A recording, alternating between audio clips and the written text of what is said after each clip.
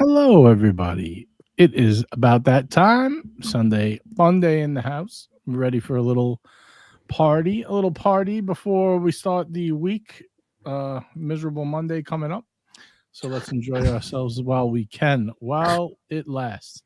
Link is pinned if anyone would like to come and join us. We'll be running through the chat in a little bit. And that's about it. Welcome, guys. Welcome to the show. Before we get started, make sure everybody in the chat bust out those troll accounts. Head over to those other sloppy live streams. Let them know JJ's streaming to get on over here and get the fuck out of there. Right. Now that we've got that out of the way, excuse me for the cursing. I probably shouldn't be cursing, especially 5 minutes in. Not a good idea. The first 10 minutes, I think it's not a good look for the YouTube algorithm. We got to do I heard that they use like a voice detector if they like your voice to promote you more, like your accent, what you sound like. And Robert, you're up. What did I do? Robert, give us a what's up, YouTube? Welcome to the show. What's up, YouTube? Welcome to the show. There you go. That'll get us some ratings right there. Look at this. Yeah, right. Drew us in a guest. We got Duco. There you go. Not really a guest. Duco. He's a man. Oh, now I got to do something interesting here. Hold on a second. I'm gonna play a little tic-tac-toe here. All the blue backgrounds up there. Yeah. I'm usually mine's on. And this was always the blend, so I'm just used to it. And that's it. That's how it's gonna go. All right. Let's start it off. What do we got on the wrist, Duco? Being that you got promoted, I think Well, he got promoted. I got demoted. Great, thanks. Super. Right, go. 1, 2, 3, go. All right, Ali, you're up first. What do you got on the wrist? The one watching my rotation right now. There you go. That's all you need, right? It is all you need. I like that watch very much. I dig it. I do dig it. Let's see. Who do we got next? We got Robert next. Hello, Robert. What's on the wrist, my man? Oh. Bare wristed. You know what that means, everybody? That means there's going to be an unboxing tonight. An unboxing. Get your upvotes in early and often. Tell your friends to tell your friends. If you'd like to see an unboxing, we got to get up 50 upvotes. Let's get them going. We'll see how it goes. What did Marco say yesterday? It was 50 upvotes or $50. Today we'll do 40 or 40. That's how we'll do it. 40 or 40. All right. Blake, welcome to the show. It's been a while since you've been on a Sunday. Thank you. What do you got on the wrist, man? What are you wearing? Panerai. Oh, the Paneristi are excited. They are happy. We've pleased them. My Italian cousin. There you go. Very nice. Very Beautiful. nice. Boys, you know what I'm wearing. That brings us to Duco. What are you Still on wearing? the honeymoon. Oh, yeah, we have not taken this off. Now, let me ask you, Duco, being that you've been wearing this so much, is the Explorer in jeopardy? I don't know. If I'm being honest, the Explorer wears better. The bracelet on the on a Rolex is just so good. It's so good.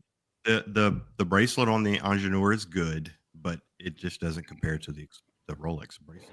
So what would cause you to be dishonest then? If I was just like trying to make an excuse to say the current watch I bought is the shit, we all get guilty of doing that, saying this is the best watch that I have, right?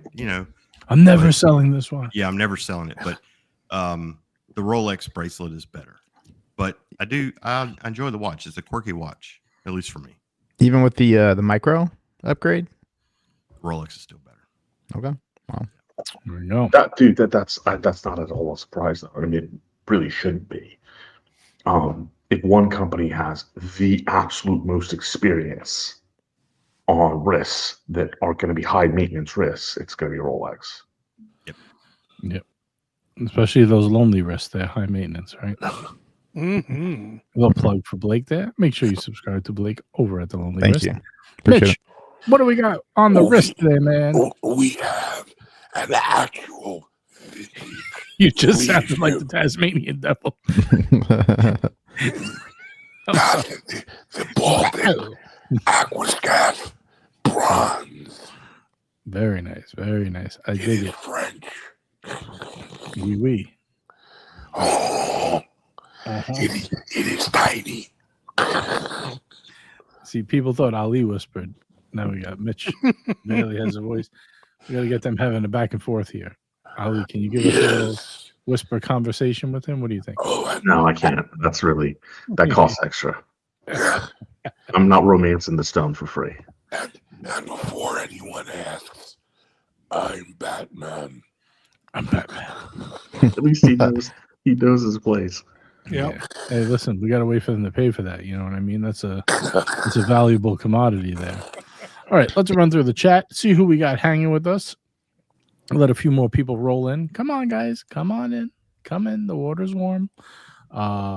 See who we got, and then we'll get into it. We got Ducky in the house. Says, hey, all. Hello, Ducky. Good to see you, my man. We got Blake in the chat. Very nice. Very nice. And we got our first super chat of the evening, Mr. Consistency, Robert Wood, with a $2 super chat. He says, happy Sunday fun day. Yes, indeed. It is my favorite day of the week. Let's see. Thank you, Robert. Appreciate that. Link is pinned if anyone wants to come and chat with us. We got a member of the crew, Doc Mick Florida, in the house. Says, hello, everyone. Another member of the crew, our man AB, says, wish Omega would reissue version Pan constellations from the early 60s in 39 to 37 mil. I mean, well, they have the that's 39 mil, right? The Globemaster constellation. Yeah. I believe that's right. Yeah, I think it's Yeah, it has the 39. Pan dial. Let's get that. Maybe we'll get that up here. Let's The see. 41 mil, right? Yeah, it's bigger than 39. No, the Globemaster constellation is 39 mil. I'm positive. Because many times I was debating purchasing that. Many times. Oh, I don't have my screen up. That'd be nice if I did that. Be nice if I maybe. shared, right? Sometimes you got to share with your friends, man. All right, here we go. Maybe it's the annual calendar that's 41. Possibly, but this is, it says right there, 39 steel. It's the annual calendar. It's 41. I think corrected. This is a great watch. This has a tungsten bezel too, so you can really beat the hell out of this watch. It will not scratch. I like tungsten. It gives you a little heavy feel to it. But Gives you a little tongue. Yeah, a little tongue. Well, actually, me and Marco did a 3-piece, like everyday man's collection or something like that. And Well, that was a long time ago, buddy. yeah, this was one of the 3 I picked. I picked this as like, it was a very generic exercise, like what would fit like for most people. It was like a, one size kind of fits all, which never really works, right? But basically, my premise was this was like your office watch. You know what I mean? It could take like dings against the desk, and you got a date. You got a little interesting Pan dial. You got the blue with the steel, very usable. This is like your office watch during the week. I believe I had a no date sub as my weekend watch. And like if you were going out to like the bar with the guys or something like that, watch. And the third watch I think was a Cartier Santos Dumont as my full-on dress piece, which I think was great 3. But that's a nice little collection. This is nice. It's a nice watch. Mm-hmm. All right, that's Even nicer if it's cheaper. Well, I mean, you could get these for half this Yeah. price. Oh, totally. As you should. And we got a $2 super chat from Mitchell. Thank you, Mitch. Appreciate that. He says, "Aren't we all vintage reissues?" That is very true. We certainly are, my friend. We certainly are. Let's see here. We got JD Smoking Pipes in the house. Good to see JD Smoking Pipes. Thanks for hanging with us. We got our female quota filled for the evening. We got Jen G hanging with us. If we get Blondie and Kelly in here, then we'll triple our views from the females. She says, "Oh yeah, Tuesday taking over Sunday." Oh, that's all right. That's cool by me. I like it. By the way, this Tuesday, guys, make sure you tune in to the boys and Jen G if she's joining. Oh yeah, have a very special guest on. I don't know if anyone wants to announce it or should Sure. We have Jody from Just One More Watch and Erebus joining us on Tuesday. There you go. Look at that, guys. Got the guests coming on, so make sure you tune in Tuesday. I'll be Erebus, you care to clarify that? Yeah, Erebus watches. Okay. He's got his own watch brand. Okay. I didn't know that. I'm not familiar with Erebus watches. I'm familiar with there's some good looking watches. very especially Ralph the new Walgard. Ascent. The new Ascent is awesome. Very cool. Yeah, that's going to be a fun show. So make sure you tune in. I'm going to actually post that up early. This way it gets a little time to sit out there. Let's see. Where are we? We are up to Ryan Hofrey, $2 super chat. He says TGV's new Glashütte Original is magnificent, and too thick boy for me.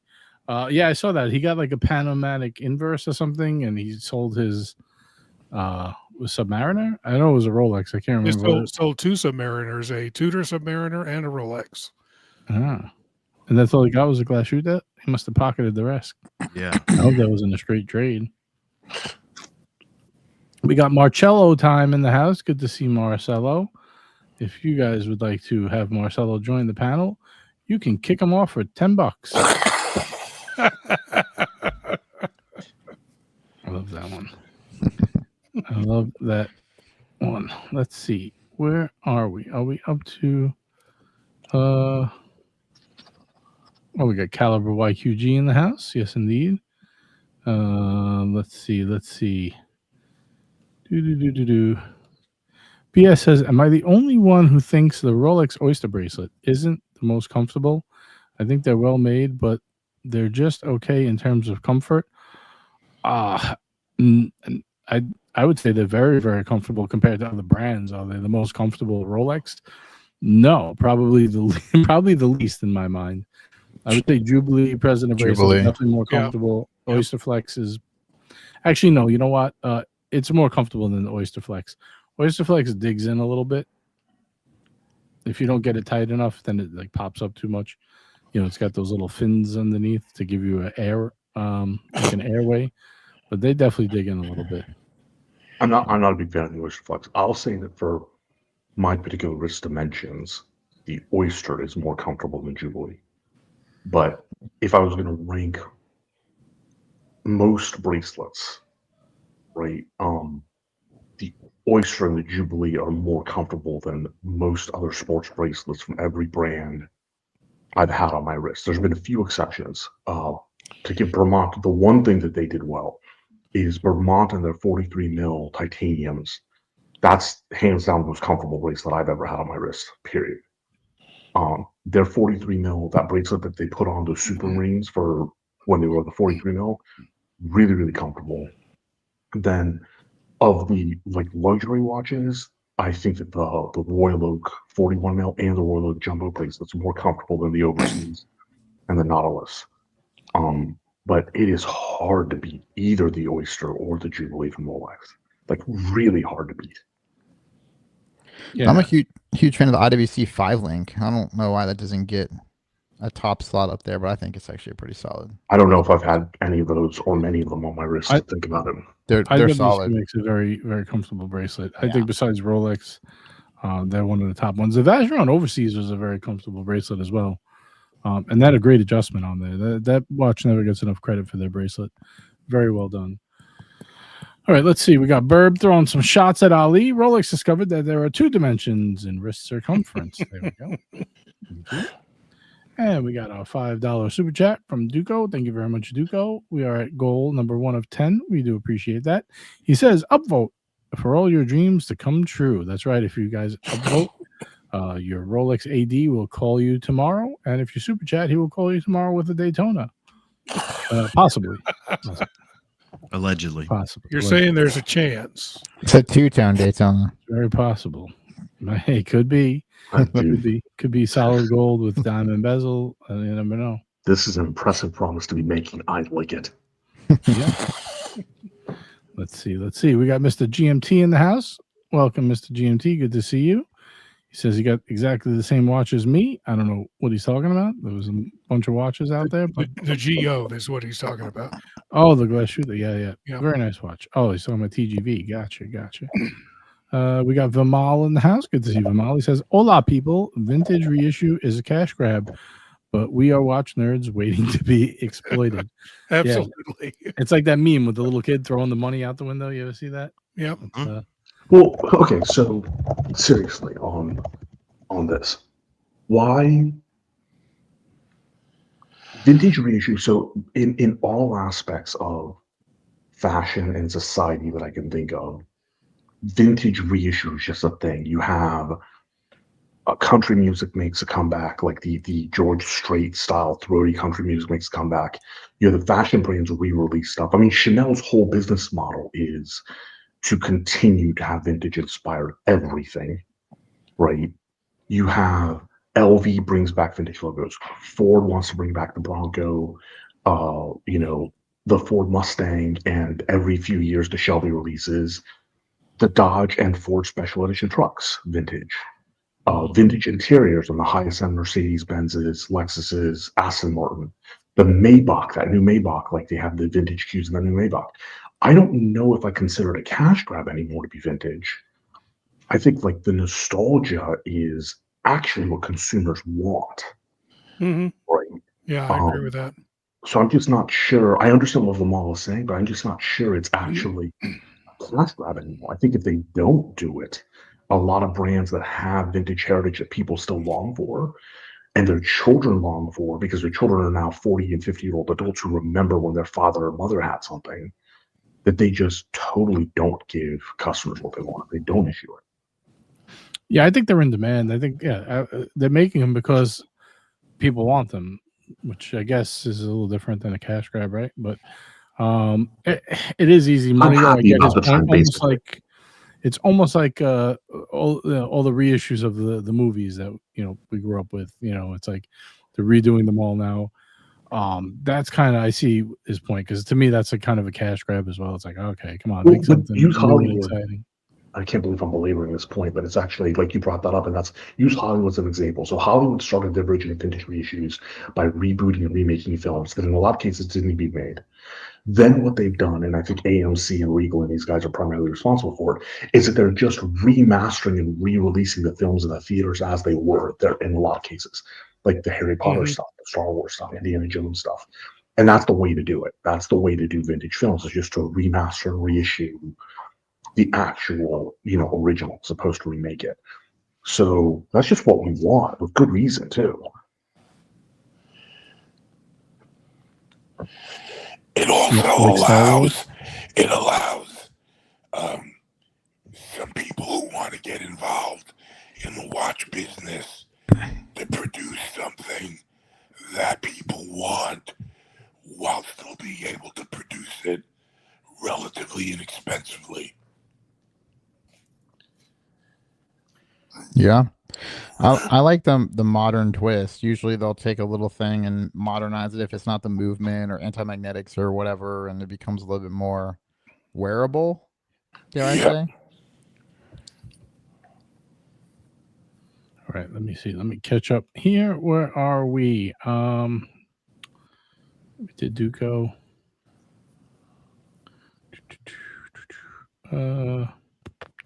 Oh, here we go. We're up to your friend Mikey. Hello, Mikey. Good to see you, my friend. Let's see what else we got. Second says, boys, I meant to ask the other day, what are your thoughts on the full yellow gold bracelet Daytona instead of Oysterflex? No, Oysterflex. Oysterflex. This is the easy one. All right. I don't think there's much of a debate there. I don't know if anybody else has a different opinion, but you got to get the ceramic bezel Oysterflex. That's the move. Ghost of Yiddish Gambino to Dara. He says, which of your two wrist dimensions is it best for? I don't know what that means. Which of your two wrist dimensions is what best for? What is he I would think he's talking about the Rolex bracelets to Ali. Ah, I got you. Sorry, Yiddish. Don't quit your day job. All right. We have a $5 super chat from AB. Thank you, AB. Appreciate that. He says, "Tell me, AD, I want a blue ombre day date first, please. I will definitely pass along the message. In fact, I will give you my spot at your AD. Ooh. There you go. Give the man what he needs. That is a very awesome one, by the way. Big shout out to Bubba Hotep. If you guys are members of the WhatsApp group, you would know Bubba just recently got one. He sent us some awesome pictures. What a sick watch. He had a choice of any of the three, and that's the one he chose. I think it was a great choice. So if you're in the, oh my God, if you're in the WhatsApp, then you know that Bubba picks up any given Rolex on a Monday or Tuesday. Yep. And on the Tuesday or Wednesday picks up any given taxidermy, and not like American grasslands animal taxidermy, right? No. African fucking Big Five taxidermy. Yeah. And then on the Wednesday, Thursday, picks up the girl that either sold him the watch or the taxidermy. Then on Thursday, Friday, he goes and picks up a steak. And then on Saturday and Sunday, he has to rest because there's only so many fucking continents to conquer in a week. And he must do it all over again on Monday. So And he does it weekend. It's 50 weeks a year. He takes 2 weeks off. It's amazing. If then. It's really something else, dude. Like, we need an intervention. all right, we got a $2 super chat here from Ryan Hofer. He says, Uncle Ali, please show your wrist for reference. Thank you. Very nice. Let's There's the see. 2 dimensions right there, boys. Those You are can two. put one of those new watch rings on there. Oh, yeah. I think he said, No. being serious, not trying to troll you. I think he means the width and the girth. The wingspan. There you go. That's one. And that's two. That's two. The side. Worst blunder of the Couple vintage fingers. reissue was the Breguet Oh with my the Type God. Diego's 20. not wrong. Diego I was fucking told nailed it was to be a 1-to-1 of the 2019 and 2021 only watch entries. They really messed it up. Yep. He's dead right, because everybody, Marco highlighted this. Marco's like, if they just gave us the only watch entries, Right. these watches would sell like crazy. And he's absolutely right. Diego nailed it. I have no idea what Schwarzkopf and Breguet are doing with that. These are terrible, terrible watches. Well, Breguet wouldn't be Breguet if they didn't mess up all the time. Spike it up. It's what they do. That is their motto. All right, let's see. Thank you, Diego. McLovin's flirting with Ali. He says you're looking good and healthy. Wink, wink, nudge, nudge. It really actually upset me. I actually had a conversation with my new GP that my blood work came back and my blood work looks good. And this is like 3 years in a row that my blood work that I have to get once a quarter looks good. And every time it's the same conversation, I'm surprised you don't have high cholesterol, you don't have high blood pressure, you don't have Surprised you're not dead. Yeah, exactly. Like, I know I look like I was born in a Waffle House, but come on, dude. Like, be happy for me. God. Well, that's good news, man. That's good news that all your blood work came back good. Blood work's good. It's just the joints and very holes that shouldn't be there are a problem. Somebody needs to write a song right now called "Born in a Waffle House." Born Come on. in a Waffle House. Come on, all you country artists, get with it. Born in a Waffle House. JD Smoking Pipes, $5 super chat. Thank you, JD. Appreciate that. He says suggestions for an extra large aftermarket straps. My wrist is 8.75. You're in Ali territory here. He says, thank you. The only suggestion that I've actually had luck with for leather aftermarket straps is going to be Air Bespoke for larger sizes. I will also say that most of the luxury brands, Cartier by far being, I think, the best that I've dealt with, have solid offerings for 9-inch wrists as well. You just have to order them through the 80. Cartiers were by far the nicest of the leather straps that, from the OEMs. But Air Bespoke has good templates for very large size. Also, weirdly enough, and I don't know why, every micro brand I've dealt with, luxury micro brand like Roman Gothier, Grunefeld, they're like, yeah, 9 inches. Oh, yeah, no problem. We've already done that. So apparently, a lot of big-wristed fucking Genghis Khan henchmen buy these watches. Athletes and CEOs, big people. So, You know, but athletes and Aaron CEOs, bespoke big people. for leather. Yeah, Aaron makes some awesome stuff. Also, you could reach out to, I believe Rubber Bee makes some pretty large sizes. Rubber Bee has one line in which they make larger sizes, and it's not my favorite strap. Oh, okay. Like so, and they like their shark skin. Like they don't do that in larger sizes, for example. Gotcha. Got to go with a nasty NATO. Ooh, don't do that. Please don't. Get a pocket watch if that's your only alternative. Yeah. All right, let's see. Where are we now? I wanted to read what Julius Caesar wrote, but now I can't find it. Oh well, I'll have to come back to it. Anyway. Always Best Care Senior Services says Breguet is having a hard time trying to appeal to both America and Euro. They only seem to be able to appeal to Euros. I think they could. I don't think they should be having the hard time that they're having. They have a great catalog. They just need to make some minor changes and stop making their really awesome watches an only watch and make it a production piece. You know. I don't think it's that big of an issue for them. Bruce G says he has the Globe Master on the wrist right now. That's a great choice. Good choice, Bruce. I like it. Lord of Fleck is saying we're a NATO. Man, come on. We can't be recommending NATOs here.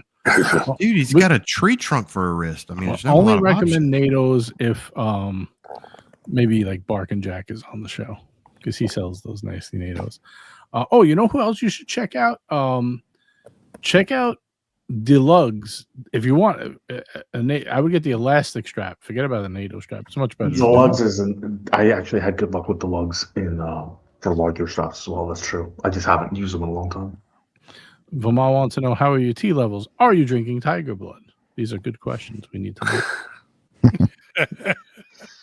know. My tea levels are unfortunately too good, apparently, at my age, because they will not put me on TRT so I can get buff like Duco.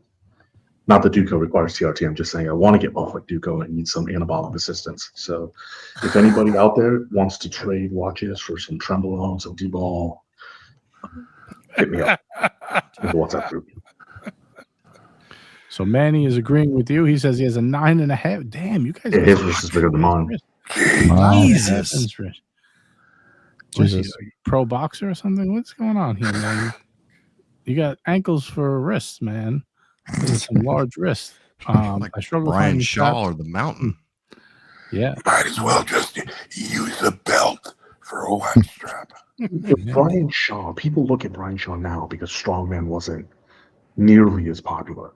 But if you actually look at Brian Shaw when he was winning Strongman, it doesn't look normal. It looks like they decided that they needed a real life Uruk-hai from Lord of the Rings, and they decided to birth him. Yeah. It is he was a freak, dude. He was a freak. He's still a freak. He's still a freak, but it's not even he's a ridiculous freak now, but it's not even close to his peak. Yeah. But I mean, my wrists, I dropped 45 pounds last year. I lost about 1/8 of an inch on each wrist. But now I don't know if there's any more room. Like feeling it, I don't feel like there's any room left. And flaring my hands, Can I just say, out there? I don't mean to cut you off, but I just Googled Brian Shaw's wrist size is 18.9 inches. No, that can't be right, dude. Dude, I mean, unless Google's AI is wrong, it's possible. Yeah, It's 48 centimeter. You really got to be careful when you use an AI. You know about that, right? It's out of control. That's what I'm saying. This AI is out of fucking control. So, man, he says he gets 6 extra links on the Rolex. Damn, you should partner up with Marco because he takes 6 off for his wrist. No, that's his forearm size right now, Duco. That's his forearm size right now, not his wrist size. 18.9 inches. Yeah, I was Wrist gonna say size of that's like Hulk Hogan's pythons, 22. man. Right now, they're saying wrist size is 22 centimeters, which would be 8.5 inches. Peak wrist size listed 25 centimeters. That's like 9.25 inch. That dude's something else, man. Him and Eddie Hearn, like, fucking fantastic. Asking for a friend, is there any proven exercises that you can do to increase your wrist size? Yes, there is. I'm dead serious. There is. If you've ever seen, in the gym, if you ever see a cone-shaped handle, okay, and if you do curls with a cone-shaped handle, and what you want to do is you want to do 10 to 20 curls facing you with a cone-shaped handle, 10 to 20 curls sideways with a cone-shaped handle, and 10 to 20 curls. That's one set, okay? The burn more than anything. What you're going to find is that when you're facing outward, facing away from you, this part of your wrist will get a hell of a pump. Measure your wrist before the exercise and after the exercise. You will see how much of a pump you get. Your wrist will get bigger. It just will, right? That's how my wrist got that big in the fucking first place for years of doing that. My hands aren't that big. Like, my wrists don't support hands that are the size of like baseball gloves. So then the reason you use the cone shape is that that's not for your wrist so much. But if you put the wider end of the cone on your index finger, you're going to be working more forearm muscles, not that are going to be on the outside for vertical grip and for pronating functions. And then if you put your finger on the wider side, you're going to be working the inside of your forearm, which is probably the aesthetic side. That's the side people want to like show off. But absolutely, 100% will work. And then the other thing you do is wrist size, and it will do your whole hand size in this big meat. I don't know what you do. What do you call it? Meat hook. The meat hook. So there's the muscle The love in sponge? the pad. Yeah, so the love sponge of your thumb, the pad of your thumb, and this area, that muscle there. So the big pad, you want to make that as thick as possible for arm wrestling. You want to really make sure this is. Yes, especially when you strangle Duco later in life, right? But the other thing you do is rice bucket. It's really important. This you part right here, boys. You get a paint bucket, you fill it with rice, and you just jam your fist in there, twist it, flare your hands out, squeeze on the way up, and do that. The burn you will get, and again, a massive amount. You're going to get this massive pump here. You're going to get a massive pump in your wrists.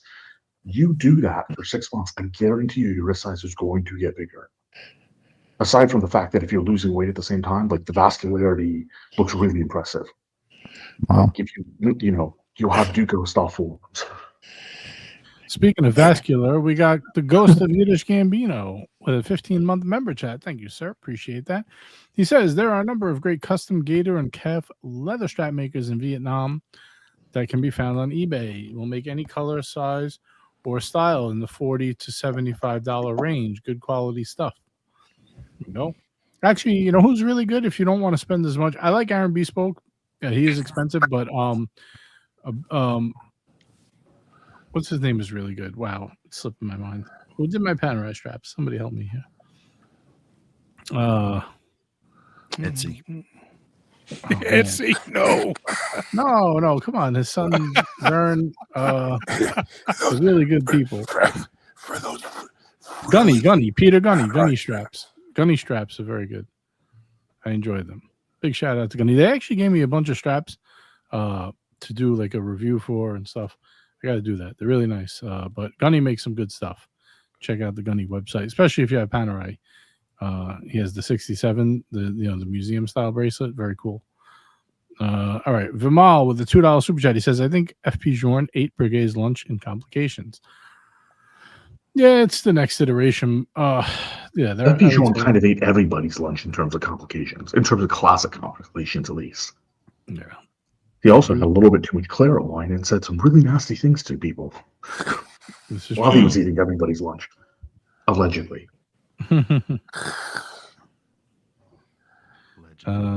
Is there any proven exercises to decrease wrist size? Not unless you're very fat. I would say dieting. That's about it. Who was it? Seconds. That's what it was. Ali's telling you the long way of eating wrist size. Easier way is just eating donuts and watching out with Yoo-hoo. True. You can break your wrist, and after 6 weeks in a cast, your wrist will be smaller. It depends. So I had the Hammett bones are removed from my left wrist, and that's why my left wrist is smaller than my right wrist now. It You have actually the decreased. Hobbit bones? It's the Hammett bones, but the Hobbit bones sounds better. The Bilbo Baggins bones? The Samwise Gamgee bones. Smeagol-like bones. I used to do a great Schmiegel Samwise. What did he say? Stupid fat hobbit. I used to be able to do that so good. It's actually really good. That was pretty good. I used to do it really. I used to do it to my friend all the time. That's why he used to get so mad every time he would do something that was stupid. Call him a stupid fat hobbit. Yeah, a few of us used to do it to him, but I used to do it all the time. He used to get so mad. Sure, he did. If he's watching this, he probably wants to kill me. Manny's not wrong. So buying watches on precious metal watches is expensive.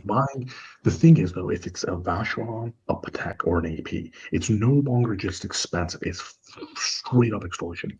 So when I was offloading my watches, I took the extra links off. I have bloody kept them, and I'm watching people sell them on eBay for like $400 freaking a piece for some of the old generation Vacheron overseas links.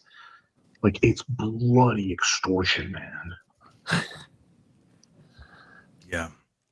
This clasp was extortion. But Marco gave you a good What price did on they get you for that? It was 400 and something bucks. Dude, Jeez. I'm glad you love that watch, but IWC really, like, I know that Marco hooked you up with a good deal, but IWC really needs to get that shit under control. Well, the watch came, it was too small for me. I couldn't even wear it. Like, you remember. Like, I ended up buying extra links plus the clasp because it was too small. Like, it's too small from the factory for anybody with a wrist over a 7 1/4. You're struggling to wear it. Those 5 links that normally would come with the Mark 20 and the Pilot, those things will set you back like almost $2,000 with that deployment or that deployment system. Their version of the Jubilee. 5 link, whatever. 5 link, whatever you want to call it. They can get fucked for that, man. Or you gotta be. No. Yeah, no, I agree. Yeah, it's insane. It's insane. But I mean, what is an Oyster Rolex link cost? Whoa. I mean, I imagine that's a couple $100 easy, huh? I don't know. So with my Cartier experiment, I will say the Santos Medium, Cartier quoted me $2,200 for that bracelet. So they can go for the whole bracelet. For the whole bracelet. And then I just bought 1 link just in case I need it. It was $80 for the Santos. That's that's nothing, dude. That's good. Yeah. Not bad. Yeah. But the entire bracelet is insane. And so at Bucher, they had it priced at $1,200. So I was like, okay, I'll buy it from Bucher. And Bucher was like, oh, we can't get it. It's like, we've tried to order it, but it's like, okay, but the Cartier store had it for $2,000. It's like, but I ended up finding it on eBay. Thank God. So, but yeah, no idea about Rolex. We got Aunt G asking a good question here. He says, thoughts on the new first Omega in space blue dial? I like it, but I haven't seen it in person yet. It's definitely one of the watches I had ready for the vintage reissue. I think it's really nice, man. I don't know. Marco said it was a little underwhelming in person, which I don't get because he loves the 321, which is, obviously almost pretty much the same watch. I mean, I personally like the ceramic bezel on the 321. Obviously, you get a cooler movement. I like the plain black and white aesthetic, but I don't like the price tag, double the price. I think this dial is a little more fun, a little more interesting, the blue gray. I don't really love the custard. I'll call them custard. I hate saying faux patina, but whatever you want to call it. I just feel like it has the same flat link, but it's not done to the same degree. I don't know. It just looks a little less finished, if that makes any sense. Am I wrong? Well, no, I don't think you're wrong. I totally agree with your assessment. I would like to point out Omega. If Omega is listening at some point or another, they need to hire that Modern Watch Texas, whatever, Austin, Texas guy that Robert had on to take their fucking pictures. Because that dude's pictures and videos had me convinced I liked Omega again until I went to the boutique and actually saw the watches. Wow. It was a fucking call. That's how good his picture. You're talking about Jeff. Yeah, Jeff's a good guy. I think this watch is beautiful. I think they should have done an open case back though. I like it. Yeah.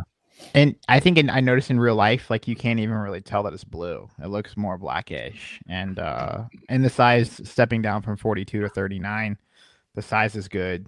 The bracelet, I actually, if I remember correctly, I could be wrong. I don't know. This is Blake news, but I don't remember this. I look like a person, by the way, Blake news.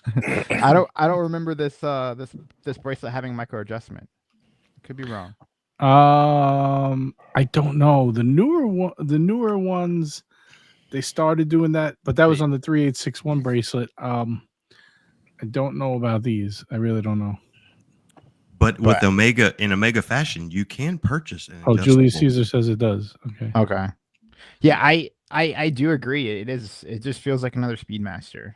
You know, like they're. But we've been over that so many times. That's all anyway. Omega does. Is like they just produce way too many to see their watch. Their adjustment sucks anyway. It's one adjustment, and it's like it's just like a half a millimeter. Right. It just makes no sense. Why not have a couple adjustments? Why have only one? You know what's weird is that Omega's one adjustment sucks, and Rolex's one adjustment is perfect. Yeah, the Easy Link is fucking. It's like freaking wizard magic. Well, Omega is like half a millimeter, and then Rolex is like a full millimeter.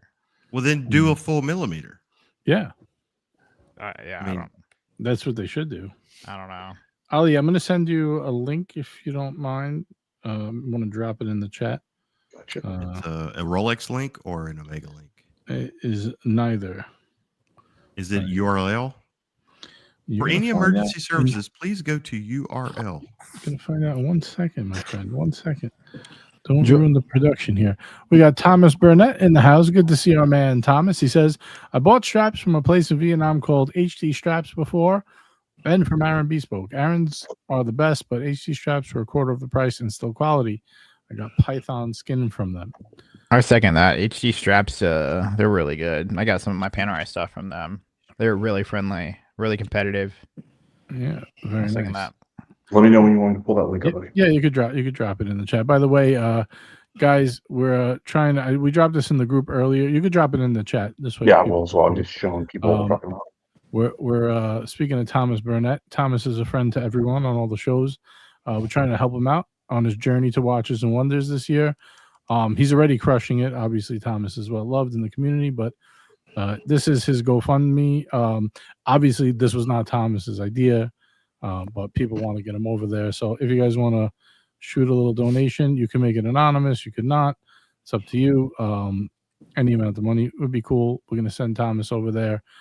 Curly and OC have been setting this up, working hard, and they want to get him over there. So if you guys want to help him out, the GoFundMe link is in the chat. I think they already crushed the initial goal, right? It was 1,500. 1,500 was the baseline but they thought Thomas was being too conservative, so they think 2K is a more realistic number. Right. So that's what they're going for now, and it looks like he is getting close to making it. All right. If you guys want to help get him over the hump, link is in the chat. So Angie says, first Dominican space over white Speedy. Ooh, it depends, man. For me, I would say yes, only because I've had a bunch of Speedies and I just don't want to wear larger watches anymore. Even though it fits me fine, I don't know. I want to wear a little bit of a smaller watch. I'm actually trying, because all you guys keep telling me I should try it. I'm actually trying to try on a lot more 39mm watches and see which ones seem tolerable on the wrist. Right. Your wrist is so big, though, man. That's what she said. And GMT is here. And suddenly a feral GMT pierce.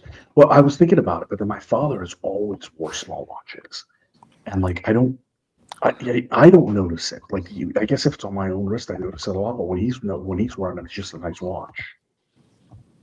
I just want more options. Although I did find that, like in 39mm, there's not many more no-date, time-only options, which is frustrating. I was really hoping for more options. Yeah, like the Platinum Constellation actually comes in a time-only configuration, but obviously Platinum Constellation, you'd have to be a certain level of like stupid. And sometimes I'm close, but still. Well, for me, I mean, I kind of like smaller dress style watches, and I like medium to large sports style watches. So to me, it kind of depends on the style as well.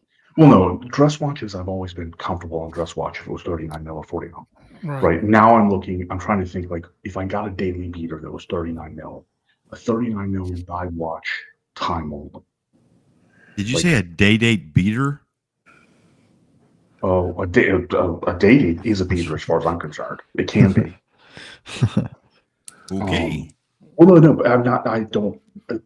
As far as I'm concerned, a day could be a beater. To me, a Roy Look 15720 could be a beater because the movement can handle it. The case can handle it. Right? Okay. I absolutely positively, if I still had the day date that I did acquire, but if I had a nice day date, God, no, that day date would have been perfect.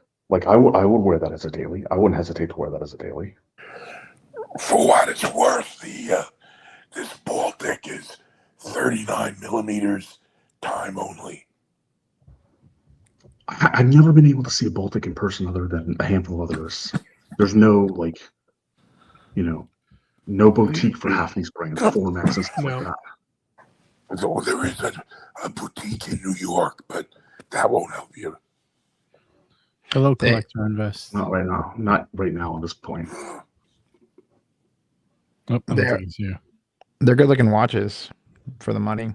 It's hard to beat. Well, each one that I've seen is a good looking watch. But the thing, if you're only gonna have 3 in each, like in your rotation, I just can't justify it. I get it. Justify Baltic or Formex or like, and Like trust me, solid. some of them look like it. But if you just got 3 in each and I want my rotation to be tight, like Omega's about. That sounds so fucking arrogant and high maintenance, but it's true. Like Omega's about as low as I can go. Dude, to me, and you may get mad at me for saying this, but to me, I totally see you rocking a Panerai. For as big as your wrist is, there's so many Panerais that you could sport the shit out of. And I had one Panerai. I had it for 3 weeks. I love the feel on my wrist. It was not what it was part of a trade. That was how I lost the day date. The day date got the Panerai in cash. I'm considering Panerais often, but I really do want time only options. They don't make many time only options. You got to check out. It's not a time only, but it's really cool. 44 mil titanium. The Luminor. It's a mean looking watch. It's a Luminor, yeah. The Luminor. Pull it up. The Luminor in titanium that he's referencing with an 8-day hand wound movement. Perfect. Oh, I know that one. It's you know what is our mistake is we bought the one with the bezels, and those are just they're not the right ones. You got to get one. Perfect. Panerai has several time only models. What's the Luminor that's titanium? I'm not sure the reference number if that's what you mean. It's like 357 or something. The thing about the Luminors, I mean, your smallest Luminor is going to be like 44. You know. Yeah, I think that'll work. But there's a 44 millimeter right here, and my wrist is under 7 inches, and it wears. I mean, for me, perfect. I like it. They don't have a 177. I think it's the 177. It's just the big radiometers wear pretty reasonably because of the lug to lug spacing. I had the 45 radiometer, and I got rid of it. It wore pretty well for a while, but then I went to the 40. And I haven't looked back, so I have. Yeah, I'm gonna say. I think Billy Jeans, you probably know that I own 15720. Like that watch is a fantastic watch for larger wrists, and it's also, as far as I'm concerned, it's the only AP that is worth being called a daily watch. Like it handled everything I threw at it. I just would not put my 15500s through what I put the 15720 through, and the 720 just didn't fucking give a shit. So when they say they worked on that movement, they must be invented. It's the I think it's the 562 JJ, if that's what you're. No, it's the 177. I'm just trying to find. I found one here too. A review. You found the review of it? No. I found the watch that I was thinking about, which seems like it's a different one. Here we go.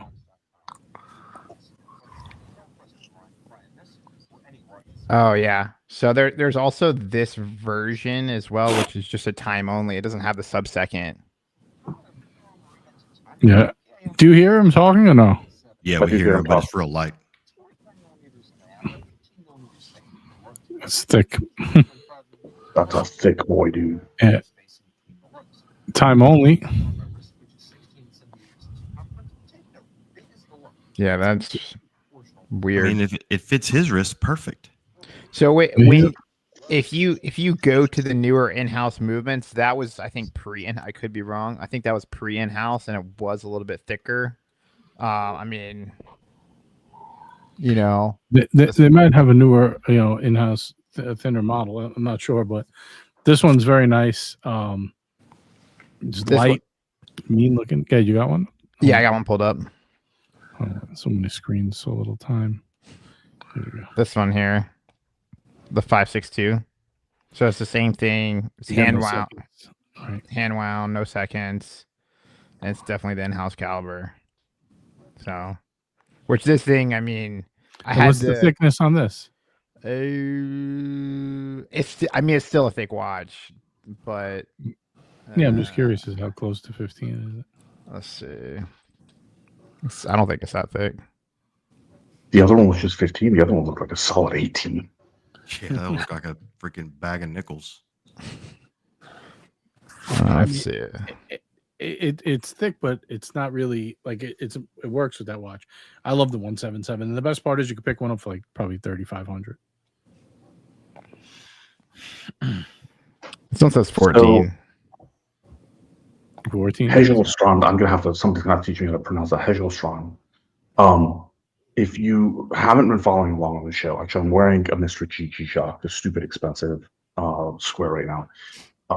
I have purged everything from the collection as part of a life catastrophe. But overall, the episodes, the 15720 I wore for a couple of the episodes as well. It's on my Instagram. I do not have any of my EPs anymore right now. So I'm starting from scratch, and the G-Shock is the only thing it's not technically my only watch, but it's the only thing that I'm wearing regularly right now until I ramp back up. But I wouldn't want it done it anyway. I've got to have 3 in the G. I'm gonna have my cornerstone AP. I'm gonna have Audemars in there. The third one is still a Rolex no date sub. Seems to be the most likely option, but I keep looking for other time only options because as much as I like the no date sub, it still doesn't feel like me. Explorer. The Explorer one is like I said, I was looking at 39 and 40 mils. The Explorer one looks stupid small because of the bezel.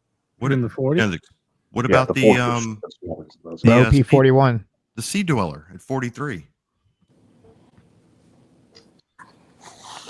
That has a date on it, though, right? Yes. The But OP41. it doesn't have the magnifying glass, right? It doesn't have the monocle. You're right. No, I thought not the fucking OP. Jesus Christ. You don't like it? I think it's a great watch. I had one. No, I'm not saying it's a bad watch. It's not for me. Got it. There you go. The James Cameron. I miss my OP. I need to get it back Well, from my buddy. as long as it doesn't come to Bell and Ross. You have a couple Bell and Ross options you could get, just so you know. I don't have a couple Bell and Ross options. I think Hey, they all you have can- dates anyways. You have your little 4:30 date there. Would you rather wear a Bell and Ross? This question is not for Blake, but Okay. would you rather wear a Bell Like and Bell Ross and Ross already. or a ball? Oh, A gosh. ball. Would you? I don't know, it's tough. Dude, Depends I've on what owned- Bell and Ross, because Have you owned a ball, Luco? no, I just the ones I was born with.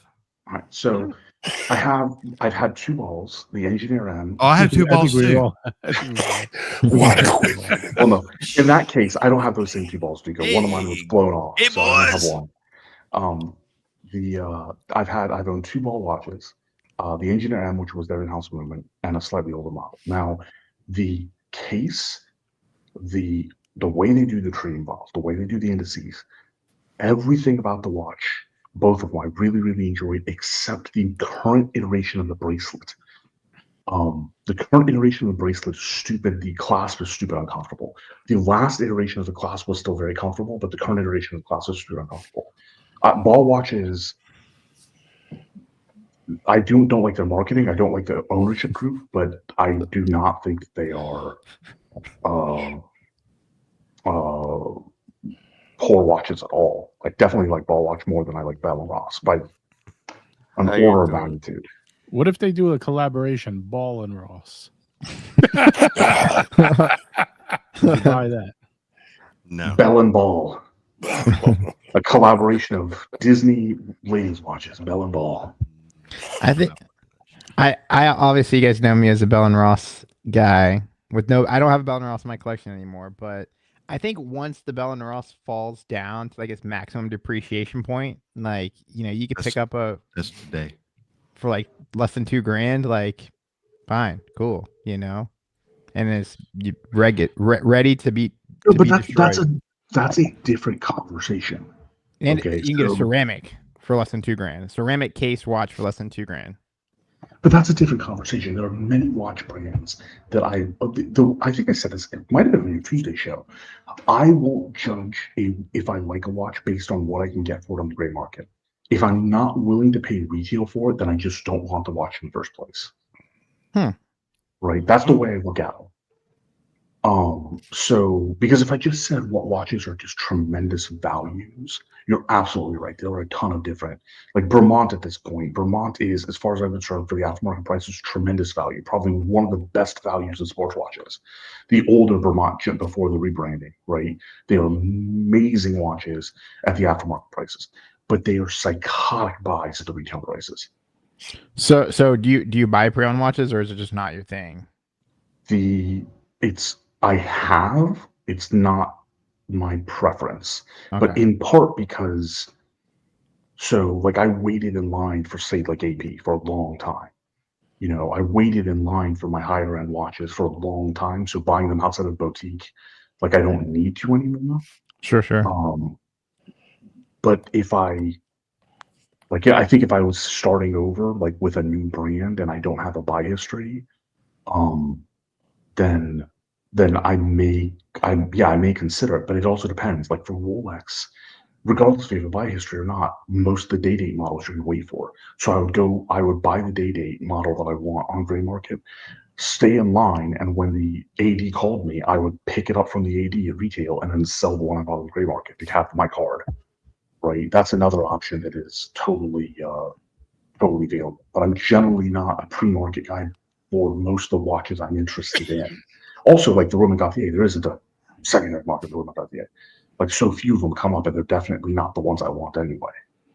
I think it makes it a little bit more appealing personally, because I buy a lot of watches from secondary market channels, whatever dealers, where I'm saving half of the retail cost, right? Like if we look at all the watches I purchased even my Santos. I didn't say I won't do it. I said, Yeah. but I said what is my. If I'm not willing to pay retail, then that means I don't like the watch enough. Got it. Okay. That's what I said. Yeah. So if you ask the question, do I do it? The answer is no, but I don't. But I said I don't do it because I've already waded through the lines. Like, so my very first AP 15300 was a gray market buy, but I didn't even know the gray market existed. I had no idea. I was not buying like an officially. I just didn't know anything about the market back then. Right. So, but then when I ended up buying my first from the AD, which is a 15400, it was well before the COVID boom. The wait for Royal Oaks wasn't what it was. It was like 45 days, and I got a 15400. Right. This is years ago at this point. I was still in my 30s. Right. So, so I don't have to, but like I just said, like for a day date, which I don't have enough Rolex purchase history to justify getting a day date, I absolutely would. Right. And then I would sell it when the one came in. But I would only do that because I would also buy the day date of the retail period. Day dates are in the case now here. Like They're slowly becoming that way here as well. yeah. But if I'm not willing to pay retail, then I don't like the brand or the watch enough. That makes sense. Yeah, I look at everything. It's a good way to know if you want it, right? I mean, yeah, I think it is. It's a good way to know that you really would really want it. Because how many watches do we get used, Blake?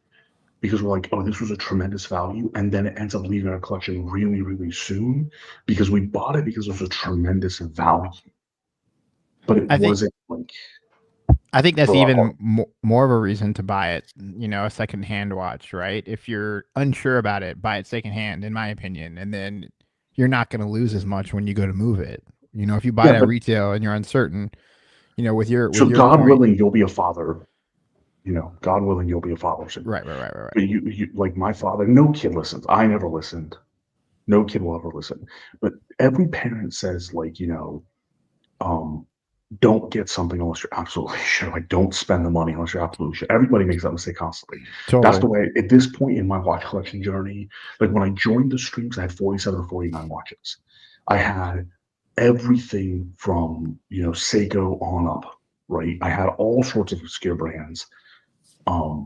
I'd gone through that all. At this point, I know exactly what I want. If I can't get a 15407 or an equivalent replacement for the rose gold one they just discontinued, I'm just not getting it. I'm waiting until something else sings to me the way that watch does. I'm just not getting anything else as a substitute. Right? If I can't get my specific Roman Gauthier that I want, I'm just not getting it. Now, fortunately, Roman Gauthier will make anything I want. Right? So, Yep. and that's why the third watch slot's so hard for me is that a Rolex no date, to me, what a Rolex no date means is it means that I'm getting the watch that some of my best friends in the watch world, and in the case of JJ, one of my best friends in the whole world, although he hates being considered my friend, Gay. it's like, it's the watch that they say, like, it's just the ultimate watch. But it doesn't sing to me that way. It only sings to me because it's a connection to like JJ, Toyomo, Duco, Bubba Hotep, Mr. GMT, Marco, Cap, right? It's a REG. It's a connection to those guys, right? Like my oldest friends in this particular space. But it doesn't sing to me naturally. That makes sense.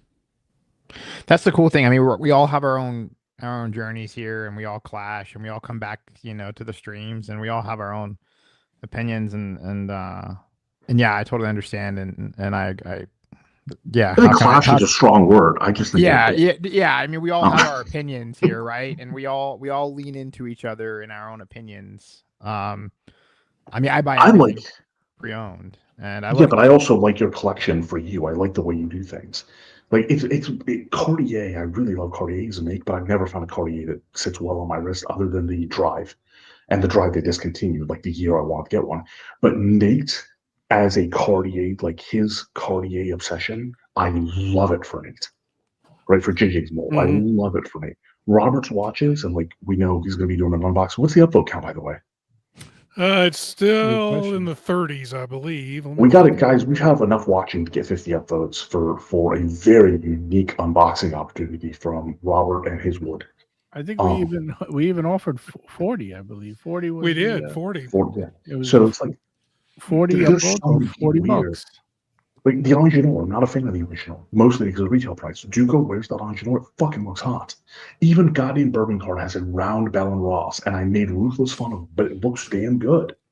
I had that same Bell & Ross Burb, and me and Burb talked about it, but right. So it's like most of the people that we collect with, their collections, like they're solid. For they fit the personality of the person, right? So yeah. I think as I've matured as a watch buyer, I look at a watch in 4 points in time, and then I make an assessment, retail. Then I look at it Joma shop, right? Gray market new.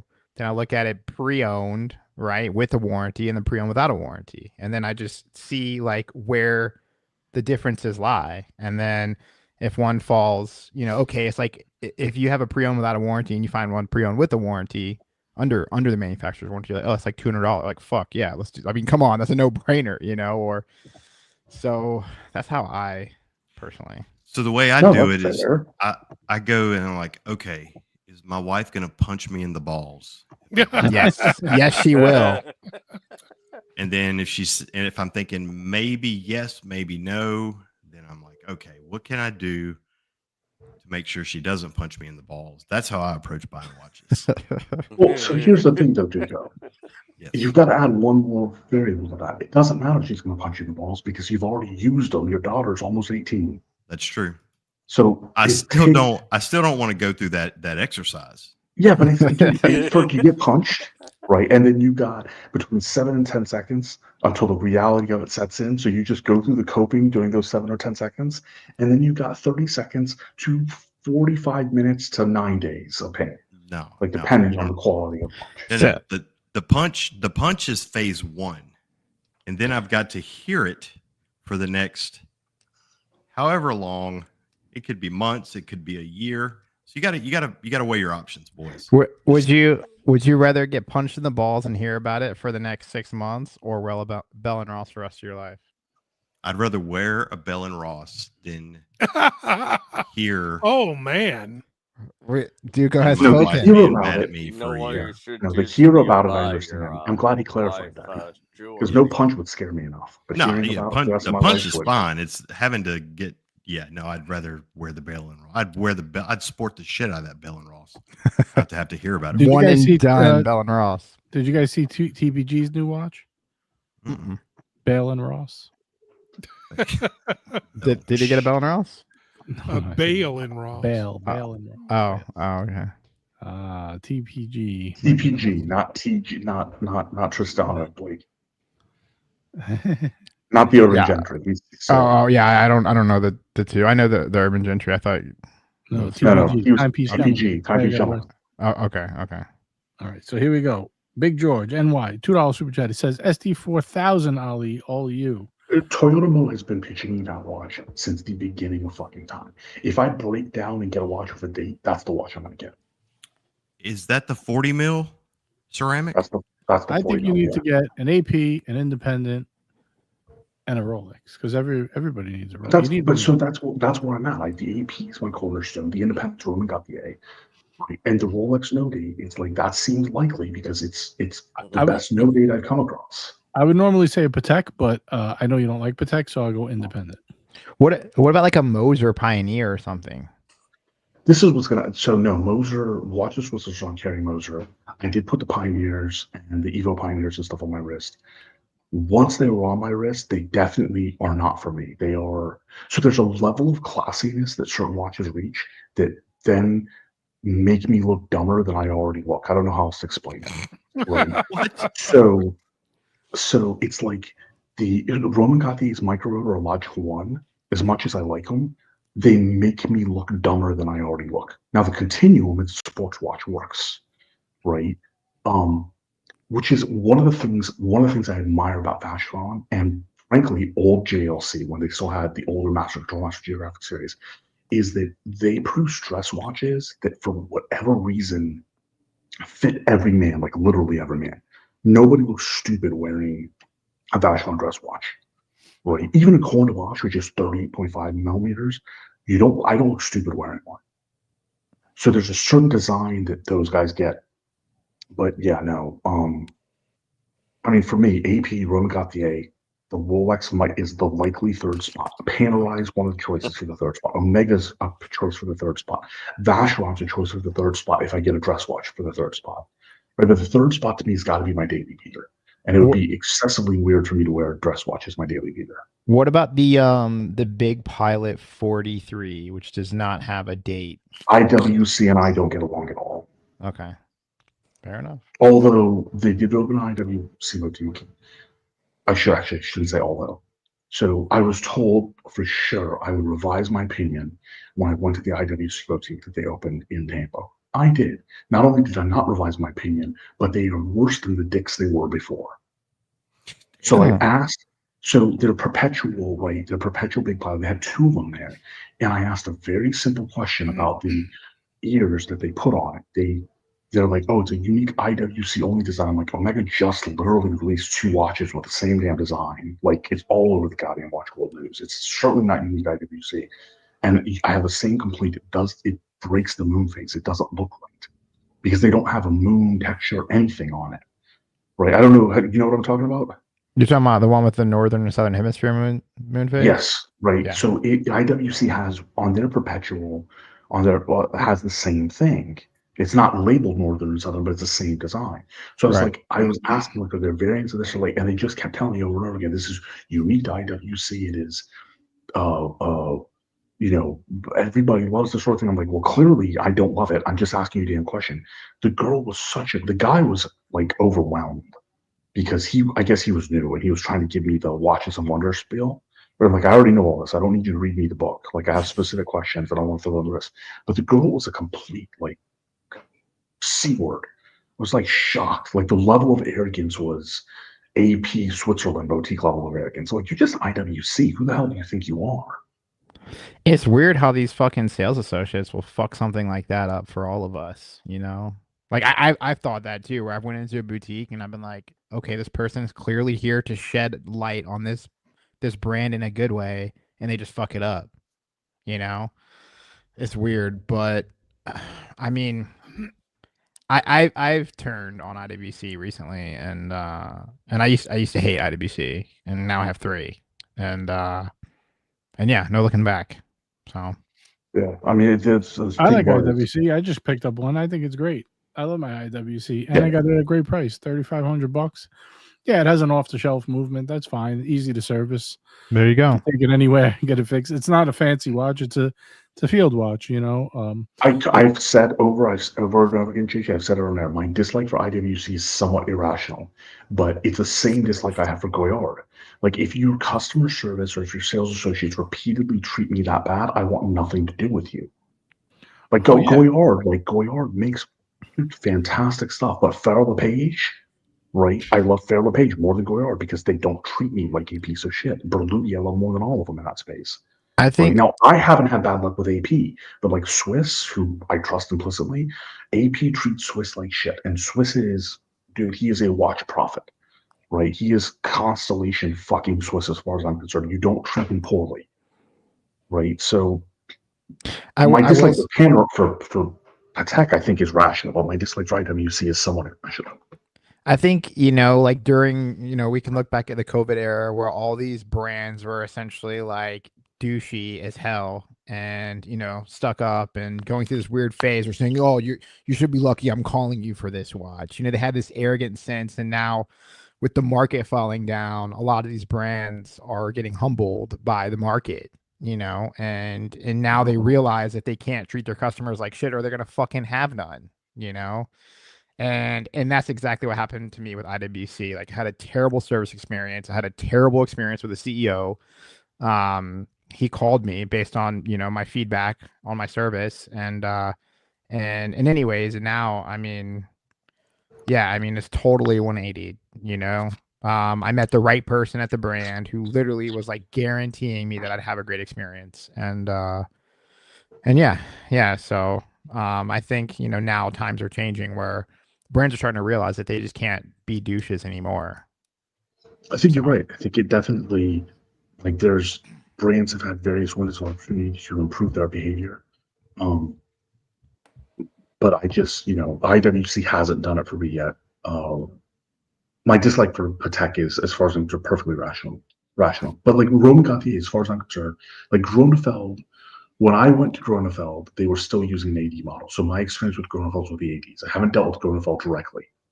So at some point in the future, when this various life phases are behind me, I'll go after Gronefeld directly, right?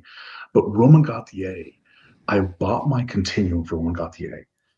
The process end to end was phenomenal, to the point that, like, when Roman Gauthier himself was traveling to the US, they're like, oh yeah, we know that, like, you're dealing with chemo and stuff like that. Like, how far are you away? We'll come, like, pay you a visit. Phenomenal level.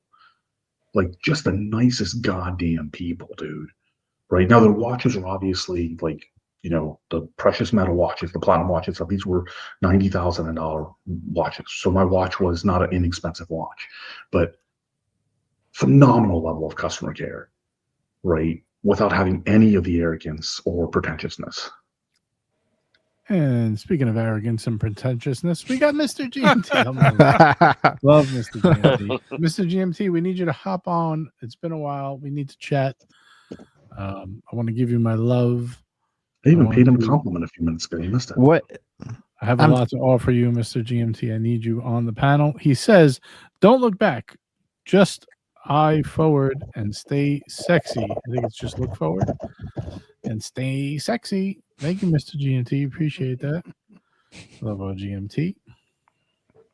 Little Jim, you just want to grab the shakes. Oh, by the way, I'm actually saving up for a pretty nice watch. Oh yeah, what are you Coming saving up soon. for?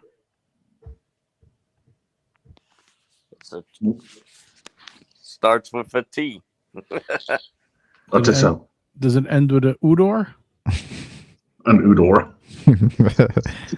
Hodor. What is it? Does it- Hodor. Hodor. Does it end with an X? All right. Tudor. Nice. Oh, you already saving up for Tudor? Okay, good. That's Nice. a good. That's a good way But to hop I'm on in gonna here. Go for kind of like my birth year type of Tudor. There you go. What year were you born? 1988. I would reconsider that. Why? This will be a fun experiment. I want to see. Can we not experiment on You keep Nathan? hunting that down, and we will check it. We'll check back in with Exactly. you You when you just find it. keep hunting that one down, buddy. Tell us when you find it. All right. Speaking of hunting down, we got the upvotes. We got the man himself in position. Let's hear the preamble to this story. Let's get into it. Let's hear what we got. Yeah. So as you guys know, I'm always looking for a way to get into brands that I have no business buying. Yes. But eBay is your friend. And I found this. It's a classic piece from the 90s. And so it's probably around the birth year of my daughter, actually, is when this came out. And it actually, for a watch that's being of its age, still had its original box that is in fantastic shape. So here is the original box. Nice. And there is, if I can get, I'm holding it over the name, stupid. There's the name. Ooh. So Credor. You don't see So- many of those. it's a little Credor. And when I say little, I mean little. But it actually fits me pretty well. Oh wow. And Wow. we'll take it out of the box here. Let me get the autofocus. Is it on 30 here. by 28? What's the sizing? What are the dimensions for that? I believe that's about right. I haven't actually measured it. Let me get it out of the box so you guys can see it. Looks thin. Robert's about to measure it live on air. Wow. Yes, Get it's the calibers. it's very thin. Oh, It yeah. is quartz. So Is it one of the high frequency quartz or whatever they have, the thermally compensated or whatever I'm not do? sure if it's that fancy or not, Uh, but I think it's gorgeous.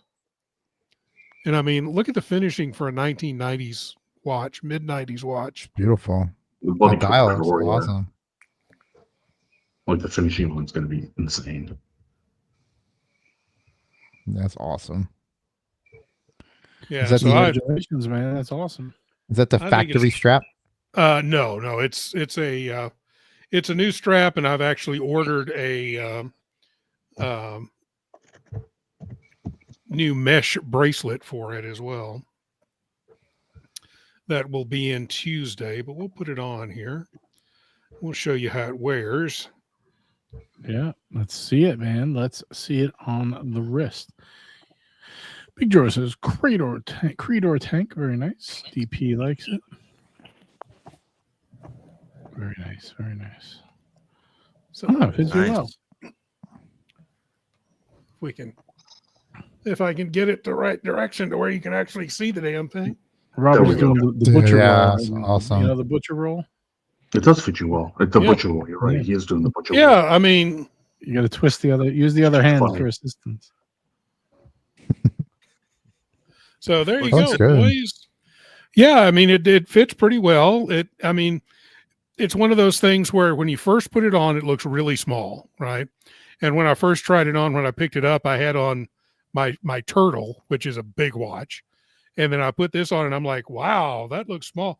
But the more you wear it, the more you get used to it, and it looks fine. And especially, on what you're going to wear it with, this is obviously a dress watch. You're going to wear it with suits and ties and that kind of thing. Looks great. Looks absolutely great. It does look good, man. But I yeah, like I'm that. gonna, even if you hold it up like that, it looks fine. Congrats. But Very nice. yeah, I'm gonna be wearing it to work tomorrow. If I go in, we're expecting ice and snow here over the next couple of days in Austin, Texas. Which freaking Wednesday, they're going to have ice roads on Wednesday. They're going to shut everything down. It's like Yeah. Florida does not like fucking anything. well, neither does Austin, Texas. We don't get it very often. We might get it once every couple of years. So Sounds yeah, like you're married. that's absolutely. It's Nice. same We thing. got a member chat here from Tiger Tail. Tiger, member for 30 months. He says, "Hey guys, I'm back. Updated my name from Lake. Cabby Lake. Had a baby. Hey, Ready to get weird on YouTube again. Congrats. Awesome, man. Congratulations." You have the Congrats on baby, the or baby, does the significant other have the baby? So Well, That would be weird. Yeah, we are getting weird. 2025. Well, no, hold on. Maybe No, let's get weird. That's actually, I wasn't going for some LGBT thing. I don't know if Cabby Lake. I don't know if we ever know if that's a male or female. Like it could be. we've a always female. assumed it's a male. I guess. I know we've always assumed that, but it would be a good time to Yes. find out if we right. were I'm wrong. assuming Could be an he- alien. His Be from significant the- other had delivered the baby, but he had a That's baby. I Nebula. Well, we'll wait for Congratulations But in any awesome case. news, man! Congratulations. No, that's the best news a human being can get. Yeah. Yep. It's highly underrated how good that fucking news is. He is a dude. Yeah, that's what I figured. Congratulations. Fatherhood's the absolute fucking best. Currently changing a diaper. Oh man, Hey, sounds Awesome. like fun, man. Fun. Sounds like fun. What's the best watch for changing a diaper? Samara? G-Shock. G-Shock. G-Shock, yeah. Yes. Stopwatch on the G. So I changed a lot of diapers for my daughter, obviously. Then my two nephews were born. So that was the first experience I had with changing a lot of diapers for little boys. And the other he was 11 months old a month ago, Jacob, the little one. I had the projectile urine experience, Oh yeah. which I hadn't had that one yet, right? And You the got to G-Shock- throw the whatchamacallit, the wipey over the top. Or well, no, I got it covered before the splatter guard covered. The G-Shock did get covered. I'm mist. like, well, Got a little mist. it's better than it's easier to clean off than venison blood, which is true. Look at this. We got Mr. GMT in the house. He's gracing us with a little present. It's good to see you, Mr. What's Williams. up, boys? How's things? I missed that. All voice. good? What's up? Yes, everything is. What's doing up, good. boys? What's up? Yo. Listen, I've come to bore the shit out of you guys because apparently I'm boring, but it doesn't matter because it doesn't matter. Some smart ass in the chat. He got timed out for 24 hours. Now I'm having a laugh. How funny is that? Vicious GMT. 24 hours. That's a long Fucking- time. That's a long warning. It's a All good. fantastic warning. Doc Mick says, "Children, change your life for the better." Oh, I thought he was preaching to the children. Children, change your life for the better.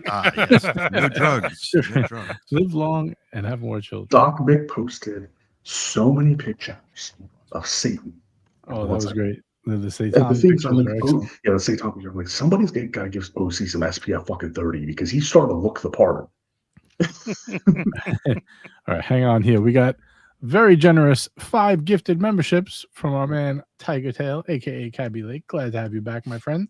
Congrats to Big George, Hellostrand, Marine Layer, Mikey Casio GTR, and G Godwa. You guys are today's winners. Thank you, Tiger Tail. Appreciate that. Glad to have you back. And we got $5 super chat from Vimal. He said, oops, how did brands put in moon phase, chrono, perpetual calendar, etc. in a 39 mil case in the 80s, 90s? Well, today it's well over 40 millimeters to accommodate the movement. It's not over 40 milliliters from economy. It's a design decision because the movement for the perpetual, the AP makes, the movement for the IWC, if you actually, this is one of the things that I talked about when I was there. I was trying to ask questions. If you flip the AMI NC over, you realize they've got a big movement spacer. Like they make that watch, the same damn watch with the same movement. They make it in 39 or 40, 42, and 44. It's the same damn movement. And they use these big ass spacers. So these are design decisions that they're making to make the dials more readable, I assume. It's not the movement that's doing it. It's to make the dials more readable. This is my assumption. Yeah, I think legible dials. That's the conclusion. All right. Well, if you look at the Flieger watches, they were like 50 millimeters or like 60 millimeters, like the OG ones. So, I mean, IWC predominantly pilots No, but watch brand. Flieger makes sense that a Flieger would Yeah. be that big because like Well, they're a all pilot Fliegers. has. They're all Flieger designs. Like IWC is just copy paste Flieger. Well, no, but not all the Perpetual Perpetual calendar Moose Phase are. Flieger? They're not Fliegers. No, of course not. Yeah, no. So I think it's has to do with design decisions for a readable dial, but it's not necessary. Yeah, There's I would really, agree. as far as I can tell, in terms of movements, if you take the most complicated perpetual chiming movements, which are the ones from JLC and AP at this point. I know Patek makes a super limited, like one-off of them for auction and stuff like that. But in terms of production watches, JLC and AP come to mind. Those movements are 36, 35 mil. They don't need to be in giant watches. I mean, the JLC one is so fucking gorgeous. And that watch, they put it in a 41 mil because, and it's a big 41 mil with a ton of platinum. Like it's a design decision for the front of the watch. But Well, the AP one, they have that at 39 mil. Don't they also make a moon phase for the reverso? And that's a very small watch compared to the round one that you're talking about. Yeah, they do. Yeah. Well, they have the ultra complicated reverso too, but yeah, those are kind of one-offs. I don't consider those aren't production watches per se. The moon phase is, but not the high complications. GMT. What's new in the watch collection? Nothing. Mine's all the same. I don't have anything yet. Okay, so what's coming? What's the rundown? What's the rundown? We got the Panerai still with the bracelet? Yes, I still got the Panerai. I was wearing that yesterday. Got the Panerai.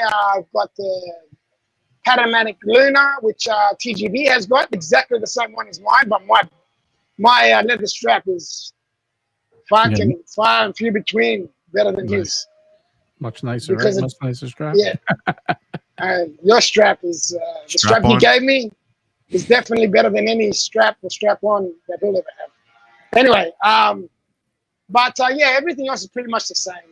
Everything's normal. I'm looking around. I've seen a few things, but nothing that's really grasped my fancy. So yeah, my collection is pretty much the same as it always has been for the last year and a bit. But yeah, but actually last year I got a few things, but this year nothing. I'm not planning on getting anything. That's my collection. What the hell? Wait a second. I just realized. Where the hell's Toyota Mo? Isn't he supposed to be on every Sunday now? Isn't that in the contract, JJ? I'm gonna have to read the fine print. I'll message the captain to get the fine print on that. Where is the captain? I don't know. Everyone's watching football. Probably isn't playoff football on right now. No, it's over. Game's over. Hey, no excuses. Buffalo won over Baltimore. Thank fucking God, dude. I was so tired of hearing about Baltimore doing so well against Buffalo to the regular season. It's a close game. I think it was only 3 points. 2 points, I believe, 27-25. Just quickly, did you hear what TGV actually said about the Patek Luna, Baclasuta, and Lange? No, because oh my God, that is very interesting. That is very interesting what he had to say. Oh, he put him down really bad. Oh, you got to watch it. I don't want to abbreviate. I want you to go and watch it. We don't want to watch it. We want you to review. I don't want to watch it. Why don't you just put it? Oh no, I don't want to do it because I end up fucking.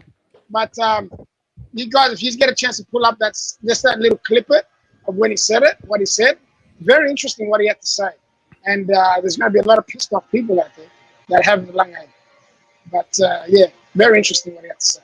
Well, I mean, I could kind of guess what he said already, that it was the original Longa, right? And it's the one that should be getting the recognition, not actual Longa. Well, no. He didn't say anything like that. He said something about Peril. Fuck, I can't even get it out. Peril. Fuck it. I can't even say it. Peril. That's it. That's it. Jesus Christ. I can't even get it out. But yeah, no, it was very interesting. I'll look, if I had watched it fresh and I came on, and I'll be able to tell you, but I don't want to fuck it with saying what my side of the way that I thought it came out. because I always fuck it up. I prefer to go watch it. So yeah. So let me get this straight. You come on a channel talking about watches, and you tell people to go watch someone else's video in the middle of the live. No, just that clip it, man. Why don't you bring it up and we'll watch it here? Because we'll get a strike. It's not my content.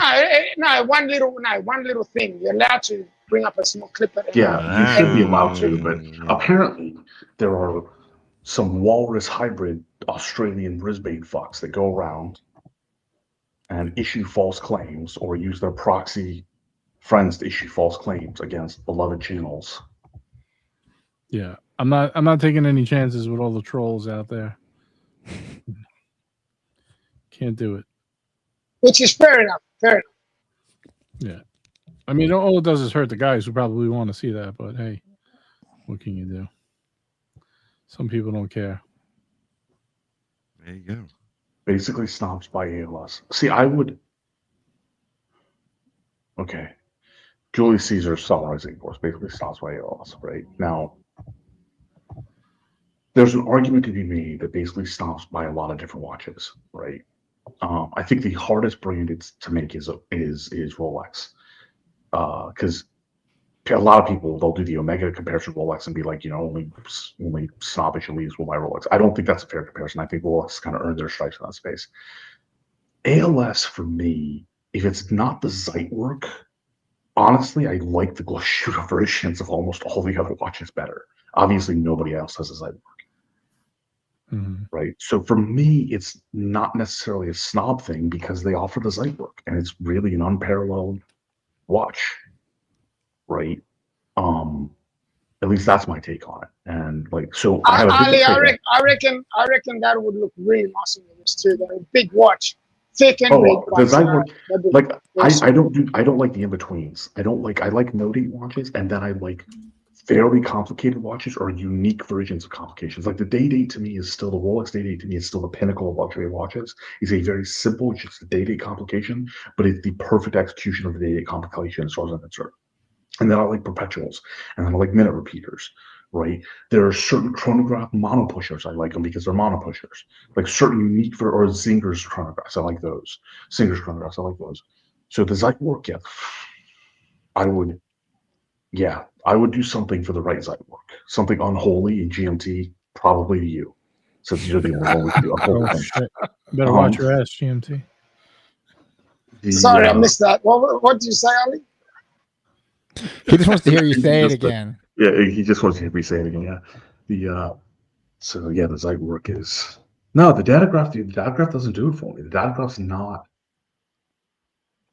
unique enough. There's Glashüttes I'd rather have. If I'm going for a chronograph, I'm going for the 1815 chronograph, the boutique edition. So, I mean, that's one of my favorite ones they make. I know everyone would pick Datagraph, but not me. Lange makes some beautiful watches, really do. They really do. I definitely have one. I just don't feel like they're unique enough, with the exception of Zeitwerk, to go out of my way for them. But I don't think it's a snob thing. I think that's a really odd thing. I like, first of all, Urban Gentry and Hugo von Bottom and stuff like those was one of my favorite channels for years before, I became obviously affiliated with you guys. I had nothing against him, but I think it's odd for him to call anybody a snob for a guy who was like discovered his Italian heritage, was peddling performance-enhancing drugs and an amateur bodybuilder before he suddenly became like this prestigious watch expert. Kind of like I'm sorry, his transformation kind of defines snobbery as far as I'm concerned. That's just me though. But God, I like so many things from Glashütte. I like so many things from Glashütte, and I just don't like that many from Lange. Their Panamanic is really, really good. He also said that the price of Glashütte is really cheap at the moment. So I don't know if Glashütte is paying him whatever, but he's speaking it like they are going to go up in price. I don't believe it, but he reckons in time they're going to be very hard to get. So I think he's just spooking shit. Glashütte is a cool brand because the watchmaking school in Glashütte is operated by GO, and a lot of the brands there, from my understanding, this is what I've heard. Like, let's just say somebody's sick at Nomos, like, or somebody from Glashütte will go to Nomos, or like vice versa. So it's like a really small, tight knit community. And the watchmaking school that a lot of the people that go to Longa and do the amazing things that they do were trained by GO. By GO, you're right. Exactly. I heard the same thing. Their school actually teaches all the watchmakers that are in Germany in all the different brands, which is very interesting. Yep. That I've heard. And I heard that from Glashütte, right? Original. So I take it with a grain of salt, right? But if the school's operated by them and all the watchmakers graduate into Longa, I mean, that just goes to show you where they cut their teeth, I like the new watermelon dial color on the the 70s panorama, the chronograph they have, the watermelon dial color. Have you guys seen that? I haven't actually. No, I haven't either. Pull it up. The 70s chrono is a cool watch, and I remember when I was selling GO, like, we couldn't even get those things. That's how hot they were at one point, and now it's obviously a lot different. But I recently got shipped the CQ from Glashütte to borrow for like a month, and the thing is fucking amazing. I call this the watermelon. I like the watermelon color. Oh, I saw the new Panda. That's cool. Yeah, this is awesome. This falls into the category of, like, I like two registered chronos. I don't like chronos in general, but it's a unique representation of chrono date, right? I like this is an exception to the rule sort of thing. It's a unique representation. I like what they've done here, but it's watermelon colored. Dun, dun, dun. I like that color a lot, actually. I mean, That's awesome. And honestly, being a 40 by 40, that's something you could wear, Ollie, I am because it's aware going to of it. wear larger. I am aware of it, but it's also like, That's it's what she unlike. said. I'm not going to see one anytime soon. No, I'm sure you'll see one at some point. 100 pieces worldwide. Oh, I didn't see that part. Oh, JK. yeah. Yeah, aside from the price, 100 pieces worldwide. I'm not going to see them anytime soon. Yeah. GO prices are high. Well, I mean, CQs are actually, like, very, very no. See, competitively priced. yeah, price wise, they're competitive with with the Rolex. So either the Sea Dweller or the Sub. Yeah. I did a video on the CQ, and you'll see, but I did make that point that The only problem is, but if you think about it, is they don't hold their value like a Rolex does. That's the only problem. yeah. But nothing does, dude. Not a Patek, not a Vacheron. Like, nothing holds the value across the brand like a Rolex does. At least right now, this juncture in history. And if you're gonna buy one at retail for $11,600 versus you can get a Submariner for that, like, it makes it almost impossible to buy a CQ. Yeah, I mean, unless you buy it used. Of course, yeah, of Well, course. at the moment, you buy it used. According to TGV, but he reckons they're going to be above retail, and they're going to be hard to get. Which No, he's wrong. He's wrong. He's wrong. I don't see that. Come on, I don't know. I don't. The brand's gonna just take off and go for over. I mean, Longas are selling under retail right now, and they're popular. So I don't get. Hey, there's some Rolex that's selling under retail now too. So I agree with all you boys, 100%. Boys, I got a bolt. have a good one, Duco. Where you get punched in the balls? Oh, I thought was going to happen. Yeah, don't get punched in the balls. Have a good night. Take care, sexy. We'll talk to you later. Good Wear a night. cup. Good Duco. Wear a Congrats on cup. the new watch, buddy. Thank Wear a you. cup. Wear a cup. I will wear a cup or not. Shit, you got a new watch? Congratulations. Sorry, I didn't realize. Yeah, you came on just right after the unboxing. That's fine. Sorry about that, my friend. Congrats. Well, I'll show it to you real quick. GMT. Get this all. What are we doing? I'm just going to show since GMT missed the unboxing. Oh, gotcha. Pulling out the C door. Are you fucking shitting me? People are Very nice. That's nice, man. Holy Thank shit. you. It is. Considering- Hey, is that where Patek got their design from? Could be. He's not saying yes, but he's not saying no. That's right. We're gonna have No, I think Patek got We're their gonna- design from Cartier, but we're gonna have Stern jump on and be all fucking pissed off. What'd you say? What'd you say? That'd be funny as hell. I wouldn't. That's mind okay. Hey, a real quick reminder: we are getting further and further into the show. That if you have not already, if you can, donate to Get Thomas Burnett to Watches and Wonders. Please do. Drop the link again.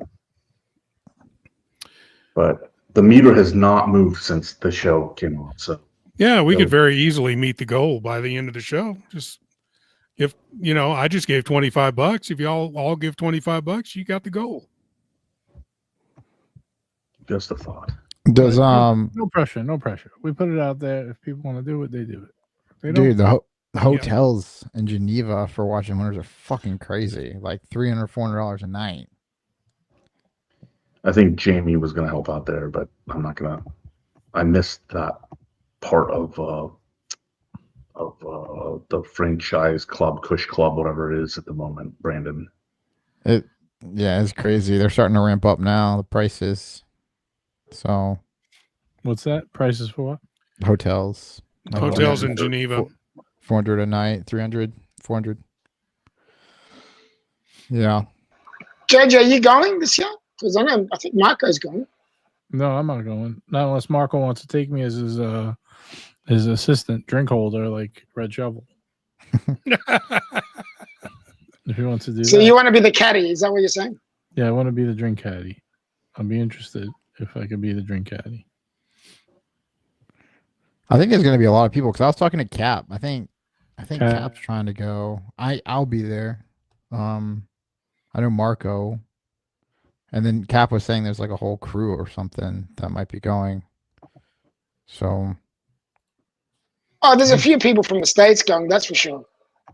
yeah. Nobody fucking invited me, cocksuckers. Aussie E is coming with me, which will be Who? interesting. Aussie E, Aussie Expat. Oh, awesome. Oh, okay, now by Aussie I was now? confused. What's that? Does he I've go never by heard anyone call him Aussie now? Aussie. Is That's he what- part of Well, that's what he did. NW Australia? Like, what the fuck? Aussie? That's what we call him in the chat. So his name in the chat is Aussie Okay. E. I'm sorry. Sorry. That is that in the epic words. I can't use the epic words of South Park. Never mind. I can't do it. We will get fucking demonetized, taken off air instantly if I use the South Park language. My God. Yeah, he told me he was going, and he was like, "Hey, I'm already booking a flight and everything," and like, "Okay, I'll see you there." Yeah, it should be a good time. I would consider going, but just not right now is not the time for me. Yeah, I get that. That's all right, JJ. Maybe in the future, man. So there's plenty more coming up. Am I one of the only people who really doesn't want to go anymore? Like, I just wouldn't. Like, if somebody paid my way, I just wouldn't go. Yes. I'm actually looking more forward to. So they have the Paul Expo, which is where Watches and Wonders is. Next door to it, Yeah, they no, have that's different. That's Time yes, for I'm- Watches, yeah. which great brands. And then they have the Beau Rivage, where almost they have like 90 or 100 brands. So I'm looking more forward to like the Beau Rivage and Time. But for that's what I'm Watches. saying. Is like Watches than and I am. Wonders itself doesn't actually. have Yeah, much appeal it's to me. it's whatever, So I don't know. You know what it is? It's not of that. It's an atmosphere as well. Not that I know that it's any good because I've never been, but I'm assuming that, it's probably got a really nice atmosphere. You meet up with people that that you've seen on streams. you've spoken to maybe, on Instagram, and just catch up with people that with the same interest. It's just a nice event. That's how I see it anyway. That's where I'd like to go. Yeah, the people are good. The people are great, and that whole networking side and meeting up with all your friends and getting to, do these cool things in Geneva with your friends is the cool part. But the watches and the brands, and especially at the Watches and Wonders at Palexpo, like it's whatever, So, my opinion. We got a $5 super chat from Bruce G. Thank you, Bruce. He says, Oris Diver 65 60th anniversary. Let me take a look. See if I can. We talked about this Tuesday. Yeah, we did. Just not the day it officially came out on Tuesday, and I think we all really liked it. Especially Cap. Cap was on that stream and just loved the thing. As a matter of fact, I think he's the one that initially brought it up.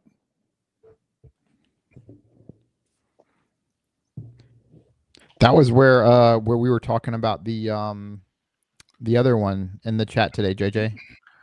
I used to have a similar watch to this. This is a reissue. The Yema I love. And this goes back to awesome. like the Yema, I would pay 39 mil. It's serious contender. Like that's I like how the much Yema I like more that than watch. this. I like the Yema better than this. I had this watch. That was my debate. I was like, why buy this for like it's like what, $3,500 or something versus you can get the Yema for like peanuts. You could buy the older ones. Yeah, I want to get that Yema, but I don't want to pay $2,200. Sorry, I'm not paying. Yeah, no. But this is an example of like the Yema versus this is an example. Oh, this is $2,500. If I would pay retail, and I have not, I fuck it, and I know people love. I know a lot of people love Oris. I have not seen a single Oris I would actually pay my retail for. I had this exact watch. I sold it. It wasn't on a bracelet though. I bought like an old version. I had it for a couple months. I bought it on eBay. I flipped it right back on eBay. I had the Japanese version with the light blue. What do you mean eBay? You flipped it on JJSW. JJSW. Oh yeah, eBay SW. It's something pretty cool. To answer Bruce's question, it's cool. I have had it before, but honestly, I would get the Yema. I think the Yema has a micro rotor. It's thinner. It's got ceramic sapphire bezel versus this has an aluminum bezel. Yeah, it's a much cooler watch for the price, and it's cheaper. Yeah. That's just my opinion, Bruce. But if you like it, it's not a bad watch. Go for it. And the bracelet on the Yema is just awesome. Sick bracelet. Yeah, and we got Kleiner Hund in the house. Good to see my man Kleiner. Hello, sir. He says, "Good evening, gents. Good evening to you. Thank you for joining." Hope that answers all the questions out there. You know what, JJ? You got some awesome punters in the chat. Seriously, you got some fucking awesome punters. Only the best, GMT. You know our motto over here at the Hangout: quality over quantity. He says I agree with that. I agree. Is that what we say? That's been my motto for years. I don't dislike to watch Bruce. I've had the Japanese version before with the light blue. It's cool. There was nothing wrong with it. I just got bored of it. Cap says this is a 40 mil. Yes, Cap. We are aware of that. Thanks. The Yem is 39. They're very close. Now come on, for fuck's sakes. Oh shit. Cap says I'm taking the Oris over the Yema, but I respect your opinion. Yeah, I mean to each their own. To each their own. Cap is taking the Oris over the Yema? I thought he hurt his Achilles tendon, not his fucking taste. What the fuck, different man? strokes for different folks, man. You're so rigid. Don't be so rigid. Nobody's ever called well. Depends what part of you're talking about. I was talking about the wrist. Rigid wrist. That's also rigid. Now, you got to start up a stream called Rigid Wrist. Oh my god! There we go. I've been looking for the perfect name for that other channel, the one you gifted me. Yeah. Son of a bitch. The Rigid Wrist. The Rigid Wrist. There we go. Quality. Okay, I'll leave. No, Kleiner, you stay. Kleiner's the only one who gives us motorcycle watch shots, live action shots. He's a quality punter in the chat for sure. And he's a member of the group, which I love. Oh, man. Oris is Swiss, not buying French Navy diver. Okay, Cap. Fair point. Damn, Cap went straight back to his fucking Irish roots for that one. like Oris is fuck them Oris. Like, not Oris. Yeah, well, fuck them.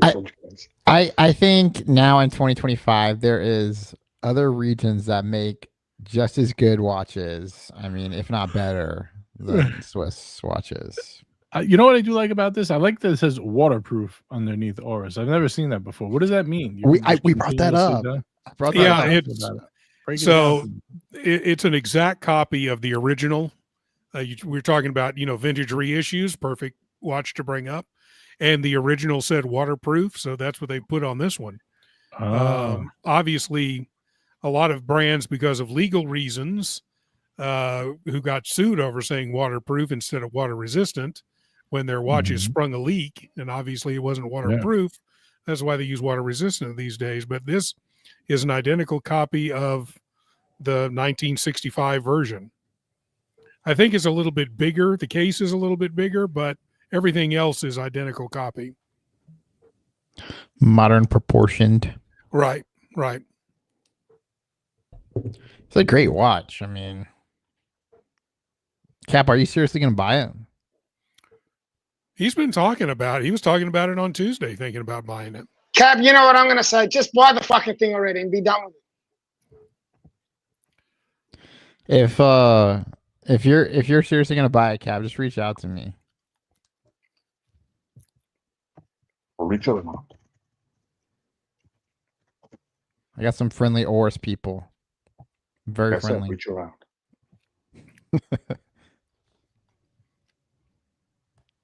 Okay, right here, Mikey. This is the Yama.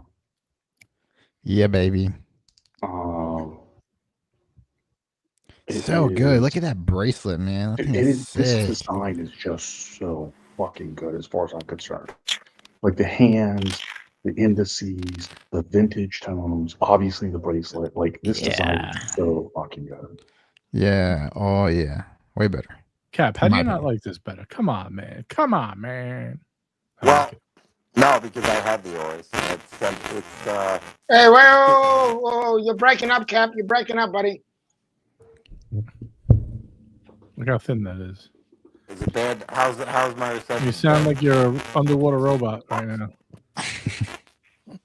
Intergalactic, planetary, intergalactic. You sound like the Beastie Boys. Hold on. Oh, JJ brought up the Fratello. Okay, I was like, what the hell? That's on the screen. Yeah, I didn't know you had it. I was doing it. And Go for it. That's better. The Fratello pictures are better. It is an awesome watch. I looked on eBay. There was one. It was like the same price as retail, though. How's my reception? How is it? Bad? The same. Yeah. Fuck. All right, I'm logging on. Yeah, just come in. In the balls. It sounds as bad as Archie's stream looks. Right. It's a sinking. He's gonna have to argue his point here. You can tell he's passionate because he's willing to actually get off and get back on to argue the point. Yeah. He's gonna try to break the heat. Yeah, I mean that can't be the only reason. That can't be the only reason. Baby. Come on, look at that. That can't be the only reason that is Swiss, right? Versus French. I mean, pound for pound, the Yama is a better watch.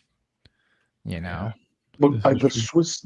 I think that when people are talking about, the custom-made watches, 3D printing, the Asian market manufacturing, like Swiss won't matter as much. Dude, like it's gonna matter for a really long time. If the bloody Ford F-150 still outsells every goddamn vehicle in the goddamn world every year in, year out, there's a reason for that. Like it's just the way it is. Like whether you like it or not, it's just the way it fucking is. Swiss watches are going to be meaningful for a long time. I mean, I can't disagree, but to say that it's better because of Swiss is not an accurate. I'm not. I didn't say better. I know you didn't say that, but I'm talking about Cap. So. Oh, that's a sign. You know what? That's a sign. He comes on and his audio is fucked. And he's trying to argue a point. That means that he's making a bad fucking decision, right? The algorithm is trying to silence him. Maybe that was just a trick. He came on. He's like, "Hello, can you hear me?" And then he left because he doesn't want to be on. This algorithm is out of control. Yeah. Oh, there he is. On control. All right, Cap. I'm just changing devices. Don't worry. This AI is out of fucking control. Fantastic. Okay. Yeah. You've got the floor. Well, we talked about this back and forth on Tuesday, and we agreed, did. or at least I agreed, that the Yema is the better movement, the better specs, the better waterproof. It does have a lot going. Like on specs, it wins hands down. There's no doubt. But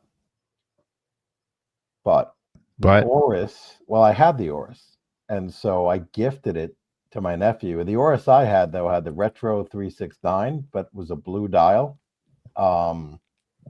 This is double domed also, we found out, right? Yep. The Yema. But I like the double dome crystal on the Oris. But that Oris was a good looking watch, man. Oh, I don't doubt it. On a rubber, I had it on the a rubber tropical strap. And it was awesome. The downside is it's only 100-meter water resistance, and it's too expensive. It's $2,500. So I think that's where, on value, the Yema wins all day. For sure. But aesthetically, I prefer the Oris. And it's Swiss, and there's something about the brand, and I kind of have an affinity for the brand. But there you go. I don't dislike Yema at all. But it is French. That could be a plus. That could be a minus. There's something nostalgic. There's something nostalgic about having Cap and GMT on the same panel. Now, where the fuck is Toyota Mo? Yeah, that's the real question. It's a good way to make him feel comfortable about coming on. He's resting his voice last night, though. I think he did probably like 6 or 8 hours, I'm assuming. You know what he's at? He's at freaking 49ers headquarters going, guys, this is unacceptable. I haven't seen Toyota Mo in a really long time. Like, maybe it's just me and my bad luck. He was here 2 Sundays ago. 2 Sundays ago, Toyota Mo was on. But before that... All right, Cap. Are you going to buy this thing or not? The Yema? No, I'm not going to buy this. No. The other one. Oris. The Oris, for fuck's sake. He says he owns the Oris. No, I owned it. I gifted it. So I don't have it anymore. But I like the fact they brought it back, and it's the 60th. So you're not going to rebuy it. So you're not rebuying it. You're not going to rebuy it. I wouldn't say I'm not. I'd never say never. I'm considering it. Okay. All right. So buy it already, for fuck's sake. Just buy it. I'd like to get it at a discount, but they just released it. So I could get you one probably. Paying full price for an Oris is just Blake is your man. Blake's your man. He said it already. Blake's your backpack dealer now. My Oris dealer, if I don't go from Oris, can unload a Kermit for like 40%, which is crazy. It's like cost. So they're trying to get rid of. I think they're getting ready to go under. Who's that? Oris is my dealer. Oh, the dealer. I was gonna say. And they sell Oris. And they were like, one of my friends reached out and said, "Hey, if you can get a Kermit for me at this price, I'll get it."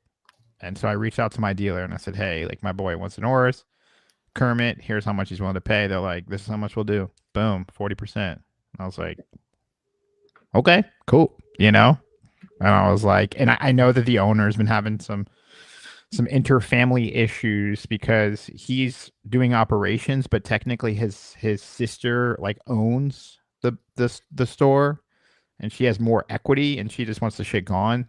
So it's just kind of like this weird. I'll take a Kermit 50% off. Let them know if they want to get rid of one more. Yeah. Okay. Same for the 60th anniversary Diver 65. They got a bunch of shit in there, man. They got like the Hank Aaron, which I thought was the cool little watch, But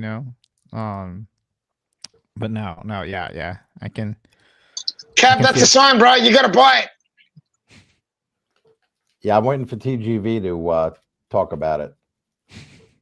Then the price will go up, right? Oh, of course, yeah. I don't agree with Kleiner Hunt at this particular case. I actually think it's the outside level. But Longines, dude, as a brand, like Longines is fucking doing great stuff the past few years, man. Yeah. And I would say, Ollie, if you're looking for something other than Rolex, Longines would be a great brand for you to look at. Yeah, I've looked at it, but they don't have any time-only options that are reasonable. So the thing, if on time only options, you have very, very limited subset, That's true. right? Yeah. The instant I veer from time only, then it's not a question of like Longines or Orishigem or anything. It's a question of now, then if that opens up the books to Vacherons, that opens up the books to like 2-3 tiers above, and it becomes, like I said, I could be, I'm going to rebuild from nothing. Right, I can be entirely patient. I had to wait a long time for my first AP from the AD. If I'm waiting to get exactly the watches I want, right, till the finances and the availability aligned, I'll be perfectly okay with that. Right, I'm gonna buy. What is it? Cut once. So I'm gonna buy once. I'm just not like, and then each watch. Yes, exactly. Like buy once, cry once. And if it ends up being the Yama, it's like because I love it that much, and I don't know that I can love it that much until I actually get it on wrist. Yeah. And there's almost no way I'm gonna ever have the Yama on wrist. Or like we'll shoot a watermelon. I love that color. I could definitely pull that color off every fucking day because I'm in Florida. But I will never be able to get one on wrist. So there's no possible way for me to love it. I can admire it from a distance, but I'll never get one on wrist. So I'm never gonna love it. No, and I mean, you're talking about time only stuff, at Longines. That means like the Legend Diver 39, but again, it's a 39 that's going to wear a little small for you. You need the 42, but that has a date. Yeah, I think too. The Zenith Pilot, I know it has a date, but I think that's a pretty solid watch, and it kind of the date position is solid. It has nothing to do with the position. If I want the date, then frankly, I'll the most likely choice for me is a different Rolex sub. Yeah, like it's hard to. The instant you introduce the date, the sheer volume of options that opens up is pretty. Totally, yeah. It is pretty dramatic. I still think you should go back in and try Big Pilot 43. I still think that you should suck my. I'm not getting an IWC. An IWC, especially after that, and my girlfriend was. What? Can you finish that sentence off? And IW, especially after the last visit, my girlfriend was with me, and she has limited English, and she was pissed. She's like, "Why was that lady talking?" She was pissed. I'm like, "I have no idea. I don't know what I freaking did." Like, and I was referenced. They knew I was coming up because they had separated from Lost, so they knew what my purchase history was. Right. They had no reason to believe. Speaking of getting finished off. Yes, ladies and gentlemen. If you wanted pretty, we needed a suitable Duco replacement. We got the upgrade. Hey, Ollie, I have a time only option for you. What do you got, buddy? But you're not gonna like it. Studio Underdog, Series 2, Pink Lemonade. I can get you in at $1,200. It's gonna be a little small. It's 37 mil. When did you buy it? I don't remember when you bought it. Oh, I didn't buy it. I would consider it, but it's small. You missed the part. Recommend it for you. You missed the part where he said Omega or better. He said like Omega was the lowest that he would go, and in terms of brand Speedy, hierarchy. I was thinking, hey, wait a minute, I have an answer, Speedy, but he wants time only, so no. What about like a Master Ultra Thin? But I mean, that's dressy. A Master Ultra. Yeah, no, the JLC, the Master. The thing, my favorite JLCs, they discontinued a few years back, but JLC. Like the design language of JLC, really, really love it. But here's the problem. They discontinued my favorite models, and suddenly they don't have something that competes with VC anymore. And oddly enough, because JLC, I don't know what they're doing with their boutique and the distribution model, it's easier for me to fucking get my hands on and see most Vacherons than JLCs. That's like weird. Outside of fucking Vegas, where the fuck am I going to see JLC anymore? I was like, yeah, there's a boutique like 10 minutes from here. Yeah, but yeah, I know it's fucking weird. No, it's like the weirdest fucking thing. It's like I can actually get to. There's 3 places in Florida I can go see a DC. Right. Wow. It's like, but fucking a Vacheron. Like Miami, you should have every possible brand in existence in Miami. I can't see most GLCs in Miami. Like fucking bizarre to them. That's crazy.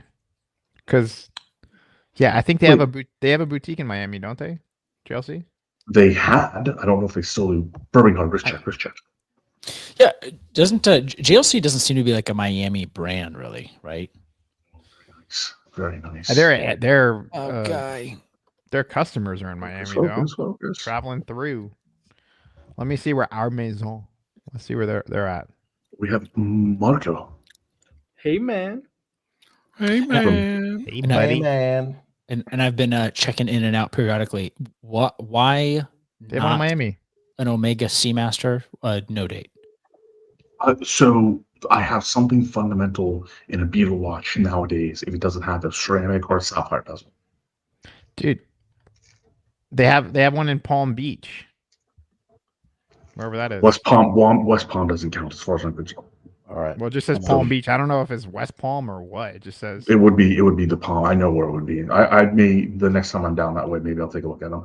I can't accept that Yeah, West Omega Palm keeps Beach. releasing the bloody Yeah. aluminum bezels it's right, on those right, models. right across the bridge. Yeah, I didn't know they had them in Palm. There you go, boy. There's a ton of time-only Frank Mullers, Mikey, and actually they're fucking cool looking as shit. And you can get them for a steal, but not really daily beaters. Yeah, dude, I love these masters. I mean, tell me that. So this is on Menta Watch's website in their inventory. Tell me this isn't crazy. Like, am I nuts? $4,000? It's too small, like for me, but for the price, Dude, JLC. on a secondary. grand tail, 1,000 hours, whatever that means. I have no idea. It's the large size. It's just French for large size, and 1,000 hours is like their Control specs. yeah. Their Grand tail is French for a big girl. That's what. Yeah. It actually means like it has a huge rooster, but Is this the grand tail we're talking It means it's a dude. actually it identifies as they them. Can you please respect its pronouns? Got junk in the trunk. Oh my god, we're going to I mean, it's hell. just an. Where's GMT? That was so worth it. There's more But can we cushion just on be it. honest? It's kind of ugly. I mean, it's just Is it so really? simple. It says it's misleading because it says time only, but it actually has a date right there. Wait. It is How can you misleading. call- Look at that Adam's apple. That's That's misleading ugly? as hell. God damn it, man. It's fucking clean. I mean, this is just so it's way too basic. Like I could get this from any brand for like sub $1,000. You know what I'm saying? Like Seiko will make a great. You could get a Seiko cocktail time. This is way more interesting than that. Hey yo. You know what Damn. I'm saying? I don't know. Shots I just fired. So Marco, you're not like on paper, you're not wrong, but this is the same affinity that you have for like Mont Blanc, But right? Like there's certain brands that there's an Yeah. affinity for the cleanliness. But and by the way, I was in the Mont Blanc boutique the other day, and my God, aside from their divers, which I think the divers are just horrendous, they are beating the tails out of. Like those are some good looking fucking watches now. Yeah, they are. They are. Yeah. I agree with you on the divers, though. They're not good. No, I don't understand why the fuck they've done it. The divers, ugh. I mean, I say they're not good. They're well made. They're very good watches, technically. I just don't like the looks of them. Is it just me or is that dial looks so weird in person? Like the little layered ice dial or whatever it is. It looks cheap as shit to me. It is. I mean, it's a $3,000 brand new watch, but I haven't not seen it. cheap-ish, to be fair. I can't really judge. you haven't seen it? No, I never saw it yet. It looks so weird to me. It almost looks like it's like 3D printed by some kid in his basement. The laser etching aspects of it aren't like Here's the Ali watch right here. Here you go. I like how that dude 5513 gilt dial. Like I asked Alex the watchmaker, I said, do you think I could get away with it? Like wearing a 5513 vintage gilt dial as a daily beater? And he's like, don't do it. I know he's right. But fuck. No, Kleiner Hunt, we're just jostling with each other. I like how everybody's trying to do. Let me get the Piaget of Octo. Like, we got Master. Let me get done with the goddamn divorce and get back into like unretired, right? And get a fucking home. Like, I'm still technically homeless after the hurricanes. Let me get all that done, and then you guys can spend my watch money. Fuck. People are all over it. Like, yes, let's spend his watch money now. Well, we don't even know I how much watch appreciate- money you got. All right, we're going to so. shut this down then. Boom, gone. I'm Thank not you. going to say it on air for sure. The answer is actually none right now. None the answer right is now. definitively none. Yeah, your watch budget and mine are about the same. Speaking of big zeros, OC is in the chat, the big O. And that's no, that really was OC is the guy who organized it. Everybody, I don't know why the guy, like we don't know who OC is. OC organized the Thomas Broadbent GoFundMe that we posted twice now. So No, you go, mean go make Thomas OC for Thomas Burnett. Thomas Burnett. Burnett, sorry, not Broadbent. Thomas Burnett. So we dropped the link. Let's check in. Let's see. People go donate. Yeah, What is let's the see status? where we're at. We vote are number at 56, 1615. 1615. All right. Couple bucks there. We do what we can. It's gonna be interesting to see Thomas there. Maybe hopefully there'll be some good coverage. You could always watch Archie in his hotel room. That looks like he's anywhere else in the world. Hopefully Tim at least will give some good coverage. Hey, it's all cool, man. You can watch my videos when they come out. How's that, boys? Yeah, you got a lot of people lined up, right? I'm doing interviews with pretty much everybody that we're like brands for. I think I'm doing Tudor, Omega, possibly, JLC for sure, Panerai for sure. I'm going to be doing Vacheron and a bunch of others. Nice. No Rolex, unfortunately. You're not going to do. Wait, hold on. Are you literally not going to bring us live coverage from the floor? No. I got you. I'll cover it. If Yeah, Swiss doesn't. Blake's that'd going be to be cool. live with us. Nice. Yeah, I'll come in. Marco's going to be doing interviews. He can't go live. He has to tape everything. Yeah. I think for me, I'm just gonna do like a vlog style video, like, hey, come with me to Watch the Wonders, boom. You know, it just seems more that'd be fun cool. instead of having to like What kind be of like, douche canoe is Marco now? what's that? This is bothering me, Blake. Hold on. I appreciate that you're bringing coverage, but Marco, you seriously are not going to bring coverage? Not live streaming, no. He's got an image to worry about here, Ali. He's got stuff to do. He's That's what I'm wondering about. he's The an only A-list image you have to worry about YouTuber, is the one dude. for us. He's an A-list YouTuber, man. Like we It's gotta, And we it's can gotta solve that. We can solve that problem for him instantly if he doesn't want to be again. it's gotta be trim proper content. You know what I'm saying? The brands don't want to do the brands don't want to do like the live coverage. They want like the set. Like he's out there working. He's got a mission. I'm out there fucking having fun. So You're working too. You know, lonely. kind of not really. Yeah, Like, you are. You're out there trying to score gigs. What the he's fuck on are a you he's on a trying to mission though. sell us? I'm out there just to do what I want to do. You know. Blake's That's trying all- to act all fucking casual now. No, seriously. Like I'm going there just to do whatever I want to do. Like I don't have an agenda. And I think if I went to Watches and Wonders with an agenda, it would fucking suck, you know. So yeah. I mean, I'm getting in and I'm gonna do shit, but I don't want to fucking do the same shit that everybody else is fucking doing, you know? Like, oh, we got an article about this watch or that watch or da. It's just like, Yeah, like what Marco's doing, right? are you throwing shade at Marco? Or you just Damn right. no, I mean, we're gonna be like interviewing brands. Blake Ray, the man without a I mean, the man without a plan. I'm more excited for the content afterwards. Like I'm going to be doing videos with that guy Marco from Swiss Watch Gang and like a bunch of the guys that I know who are going too, which is like that'll be, I think, as much, probably way more fun than interviewing a bunch of brand heads. Yeah. And like, hey, here's our newest release. Check this out. Yeah, exactly. Yeah, that's boring. kind of the thing. Because listen, I can always dissect a new release from in person or like from online info. You know, it's not really doesn't change that much just because it's in person. You know, like a 44 millimeter Panerai doesn't excite me all that much. You know, a new 44 millimeter Panerai. So Hey man, watch yourself. All right, boys, it's time to wrap you this are party going up. to. What? I have been keeping track of the race, by the way. If you want to throw somebody else in the race, I was going to ask Marco though. Are you going to record the most important interview of Watches and Wonders with the cat? Wait, he's coming to Watches and Wonders? Yes. Okay. No, it's not official. It's not official. Okay, I was about to say. Unofficially, he's coming. Until it's booked, it's pie in the We sky, are right? definitely recording some what's it called, content with the public. We have I'm we have a waiting for ton of Marco's stuff. invite. I can't tell people because I can't let Tim steal my ideas. You don't want to copy. You don't want to get copied. Exactly, sir. You got it. Right. Cap's only letting people get visuals, no sound. Yeah, we're gonna throw OC in as a bonus for tonight's race because he very selflessly and generously set this up for Thomas, which is cool. So we're gonna give him an entry. So he Burb, set up a GoFundMe.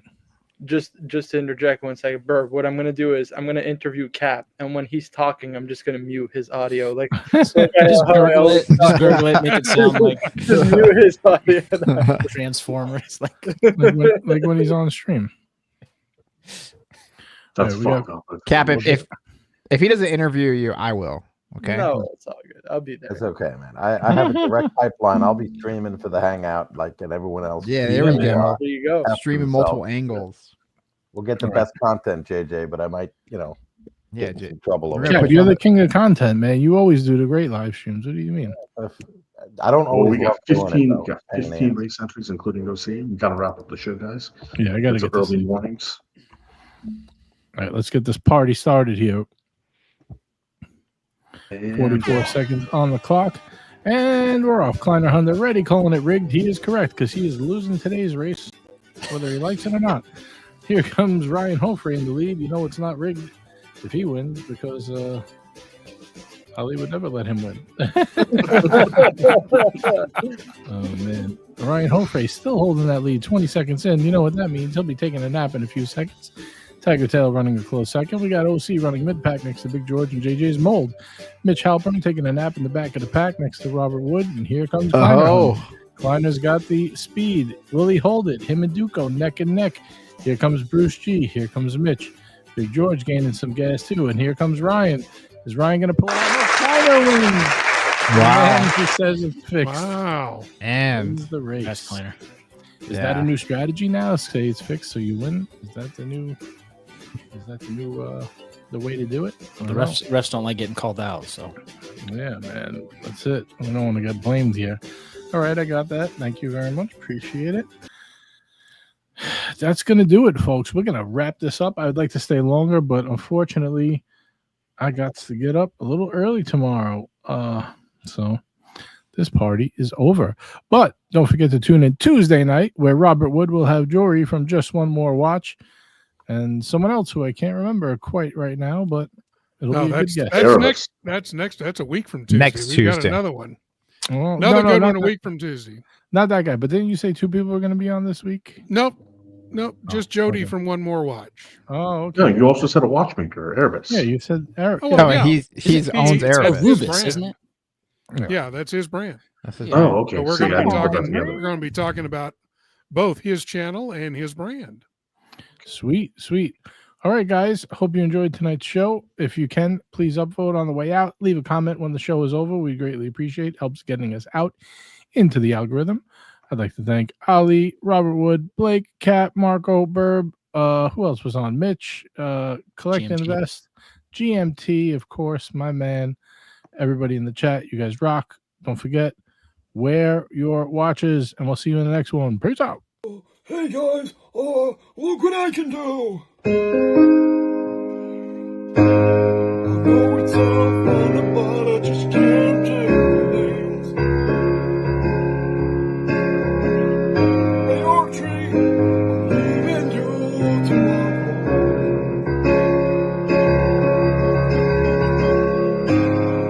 I'm kinda getting tired of all the names like from Jimmy calling me.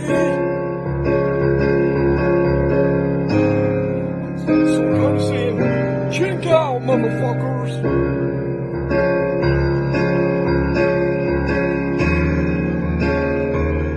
Mike the Snake, I'm leaving.